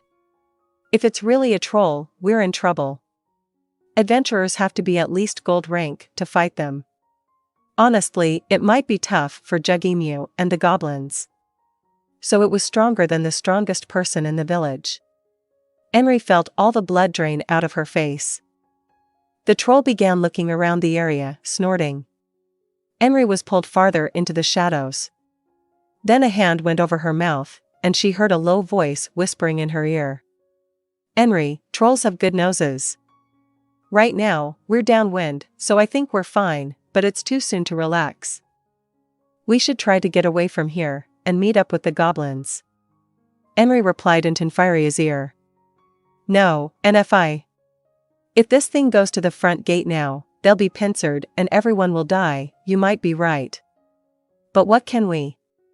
We're the only ones here, so we have to stop it." From a gap in Enri's bangs, his eyes said he thought she was crazy. And Enri knew what she was saying sounded outrageous, but there was no other way. "We don't have to defeat or kill it. We just have to buy some time. NFI, help me out." "How are we going to buy time?" "You mean we try to keep it here?" "I could fight it, but I doubt I would survive even a single hit." There was a quiet resolve in his voice. In response, Enri told him her plan to trick the troll. "I have an idea. First, let's make an ogre." The troll looked at the wooden houses for a little while and then began to move. Every dwelling had the mellow scent of humans, but he knew it was only lingering traces, confirming there were no other nearby smells. He started walking in the direction of the fighting clamor. The sounds of his brother's battle made saliva pool in his mouth, because they made him think about the humans who were surely there. Nice, tender humans were a rare feast. Even among trolls, he was a bit of a gourmand, and he loved the meaty arms and legs while preferring to pass on the bitter bellies. As a result, it was hard for him to eat his fill without enough prey, but it seemed like there was plenty here. His stride lengthened as he began to drool. But then he stopped and looked around. More precisely, he eyed the shadows of the houses. Ogres. He smelled ogres. The troll frowned. There were ogres among his brethren, but these smelled a little bit different. He didn't recognize them. The scent surrounded him from the shadows of the houses. Of course, the reason he could distinguish the odor to that degree was not that he had the keen nose of a dog, but that since he had ogre comrades, he had learned the scent of their race. So he wasn't able to figure out how many there were. And something puzzled him. There was a mysterious scent in the air as well. It was like the green smell of trampled herbs, but much stronger. Are the ogres slathered in mashed up herbs? With the question still on his mind, he wondered what to do. The smell was so pungent it seemed like his eyes were going to tear up. The ogres must have stuffy noses if they can stand this. He could take them head on. Trolls were stronger than ogres. But that didn't mean he would get through it unscathed, and it didn't mean it would be a short fight. Since the troll possessed a racial regeneration ability, his wounds would gradually heal, but it was bad to lose time. His ogre friends would eat up all the humans. Surely his opponents were spread out so they could all jump him at once if he went straight for a fight. Satisfied that he had seen through their scheme, the troll started going around them. His goal was to annihilate them as quickly as possible. So perhaps now, while they were scattered, was his chance. He could just start with one on the edge and pick them off individually. As he was moving slowly so as not to make any noise, a tiny shadow suddenly darted out from one of the houses. It wasn't a goblin or some other creature like that, but his favorite food, a human. As he was frozen in shock, the caped human came and splashed him with something. The sharp stench made him scream. The green liquid he'd been hit with gave off such a violent stink he all but wanted to rip off his nose. It was several times stronger than the herb smell hanging around the ogres. He may have had regenerative powers, but this wasn't an injury. With tears in his eyes from the intolerable smell, he tried to kick the human, but it had already raced into a house. The reason that he, with his keen sense of smell, had let it sneak up on him was that the stench of the herbs had overpowered the human scent. Though angered, the troll returned to his original target. First, he'd kill the ogres, then he'd have the human for dessert. The furious troll searched around the houses, but couldn't find any ogres. There was no one. It was as if they had all disappeared. Where are they? Ogres were smaller than him, but they were still huge, yet he scanned the area and saw nothing. If anything that large moved, he should have caught it in his peripheral vision. Are the ogres invisible like my master?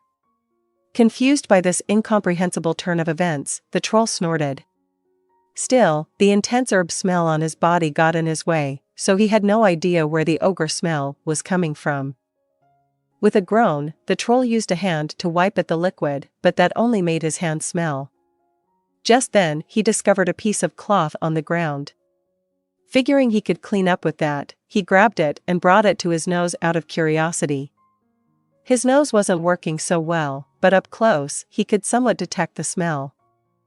It smelled like an ogre. At that point, even the troll could figure out what was going on. I must have thought there was an ogre here, because of this fabric covered in ogre scent. That couldn't be a coincidence. Human, the troll roared and scanned the area. No humans to be found. So it had to be in the house still. Clenching his fist with rage, he smashed it into the building. After pounding a few times, the roof caved in. I'm going to tear it to pieces, thought the troll as he chased the human that flew out of the house in a panic. The troll chasing her meant the plan was working, so she could only be thankful, but she still wanted to cry. This can't be good for my heart. What village girl wouldn't be on the verge of tears if she had to play tag with a huge man-eating monster, where being caught meant ending up in its stomach? The other thing that made her want to cry was that she didn't know when this game of tag would end. When she thought about how long she would have to keep at it, the will to continue running to the very end welled up inside her, but every time she worried about when the battle at the front gate would be over and whether everyone knew they were being chased around, her spirit flagged. Enri regretted taking so long to prep that neither she nor Enri had been able to report to the front gate. She dove desperately into the house where Enri was waiting. Then her friend, wearing a matching hooded cape, ran out the back door. As she waited with bated breath to see if their opponent would get caught in her trap, the troll chased after Enri without seeming to realize he was a different person. Panting, Enri happily clasped her hands together. There was a clear gap between trolls and human stamina, stride, and strength, meaning a single person being chased would definitely get caught. Her idea was to even up the battle of attrition by trading places and taking turns resting without their opponent realizing. One objective was to buy time, but they also didn't want to let the troll reach the meeting hall where all the villagers were gathered. The issue was how to make it seem like there was only one person. How did trolls tell humans apart? If a troll spent a lot of time observing humans, surely they would learn to discern some differences, but what if that wasn't the case? What she relied on was disguising their appearances, focusing especially on their clothes. That's why they both wore the same rain cape. Then they employed herb juice to neutralize the troll's sensitive nose. Enri had set 2 traps for the monster's sense of smell, stopping the troll in its tracks with the lingering odor of the ogres and then covering up their human scent with the herbs. Having finally caught her breath, she began moving stealthily toward the next house. Once she entered the dark interior, she quietly checked on the situation outside. As the heavy thudding approached, Enri, looking frantic, dove into the house. At the right timing, Enri leaped out the back door she had just come in. She set off running but quickly realized the troll wasn't coming after her. It was looking between her and the house, snorting. Its ugly face warped further. She could sort of tell it seemed full of suspicion. Icy sweat ran down her neck. She absent-mindedly wiped it away with the back of her hand, but at the wet sensation, it hit her. Its nose adapted? The troll seemed to have gotten used to the herbs, noticed something off about the sweat it was smelling, and came to the conclusion that there were actually 2 humans. It raised its fist and smashed the roof of the house.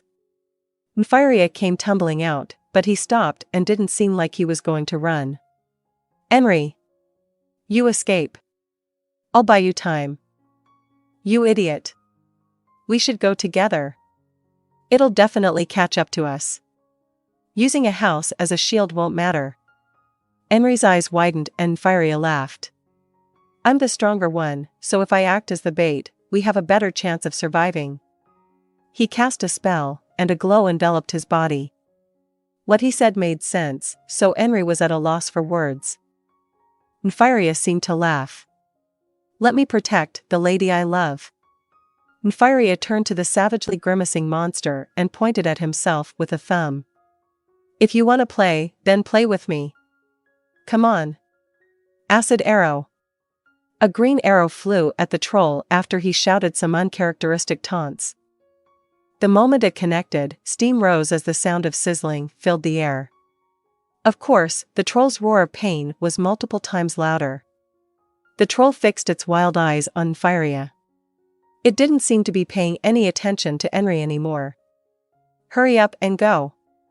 Get help. It was even more foolish to stand around doing nothing. Stay safe. With those parting words, Enri set off running. The troll didn't seem to be coming after her. Honestly, there was no chance of him surviving. There was an insurmountable gap in their stats. Enri didn't stand a chance against a monster only gold-rank adventurers could fight.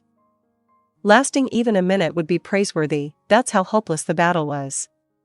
Yeah, I'm definitely gonna die. Enri smiled wryly at the troll, which was cautiously on the move. Regeneration didn't work on wounds from acid or fire. Enri had trumped the troll's greatest ability, so that's probably why it was on guard, but its worry was misplaced. If the troll just leaped at him like normal, it would surely win, so all Enri could do was laugh. Well, it works in my favor. Hypnotism. There was no change in the troll's hostile attitude. It seemed to be resistant to the spell.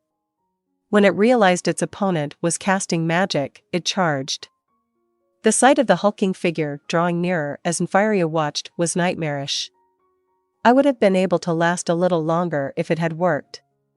Am I that unlucky? Too bad, Enri felt discouraged. He had no chance of winning. He knew he'd gone beyond brave to reckless, but still, I have to buy more time for Enri. That thought moved him. When he saw the troll before him raise its left arm, he dashed forward and to the left. Inspired to escape his impossible situation, he dove for the safety at the end of the most dangerous path. He felt the whoosh of the fist striking down behind him blow through his hair and a wall-like leg coming at him. His field of vision spun. From inside his body, he heard noises like snapping branches. He crashed into the ground and tumbled across it like a piece of trash. Pain coursed through his body. Rather than an acute pain, it was more pain than he had ever felt in his entire life. But it's amazing that I'm alive. I'm so awesome. It was thanks to the defensive magic he had cast, plus the fact that the troll had kicked at him from an unstable posture. Stabbing pains assailed him when he coughed, but he stood and cast a spell. Acid Arrow. The troll was about to follow up with another attack, but stopped in its tracks. It was wary of the acid scourge on the ground at its feet. Yes, exactly what I wanted. His objective was to buy time. If his opponent hesitated to attack out of wariness, he would be happy for it to stay wary forever. Besides, the next attack would surely kill him. It hurts. I don't want to die, he whimpered in spite of himself. That's life. No one wanted to admit it, but there came a time for everyone when they had no other choice. For Enri, that time was now. I'm going to die here. I am, without a doubt, going to die right now. He wanted to run away. If he ran with all his might, maybe he could get away. But if he did that, how horrible of a tragedy would ensue? He thought of Enri. It was because he had her that he could fight like this. Well, I told her, so I guess it's... No. I don't want to die without hearing her answer. He figured he couldn't get the troll closing in to understand the heart of a boy in love. Buying time was now impossible. For some reason, he was able to read exactly what the troll was thinking from its hideous expression. The monster was prepared to sustain damage in order to kill him. In that case, Acid Arrow. The most he could do was leave it a little worse for wear for whoever came to fight it after him. The troll's face twisted up with the burning pain, and it raised a fist. Already in so much pain he could barely stand, Enri had no idea how to block it. Please hurry. 3 goblins led by Enri rushed to Enri's aid. The reason they'd met up wasn't that Enri had reached the front gate. Since Enri and Enri hadn't come back, and mysterious screaming could be heard from the rear, their leader had split his already meager force and dispatched 3 troops. If I had sat tight a little longer, they would have arrived regardless. The thought filled her to bursting with guilt. They had just a little bad luck. If it weren't for that, over there. Enri was pointing at Enri. Before him, the troll was raising its fist. They wouldn't reach him. The distance was too great. He would get hit with the troll's pounding fist, a blow strong enough to break a house. His death was certain. In the darkness of her closed eyes, Enri heard the goblins gasp. It was an indication of their shock. The reaction struck her as out of place, so she cautiously opened her eyes and, yes, your health bar's in the red there. Are you okay? Saw a beautiful woman holding a huge weapon. Lupus Regina had thrust her huge sigil-shaped weapon out from the side and blocked the troll's fist.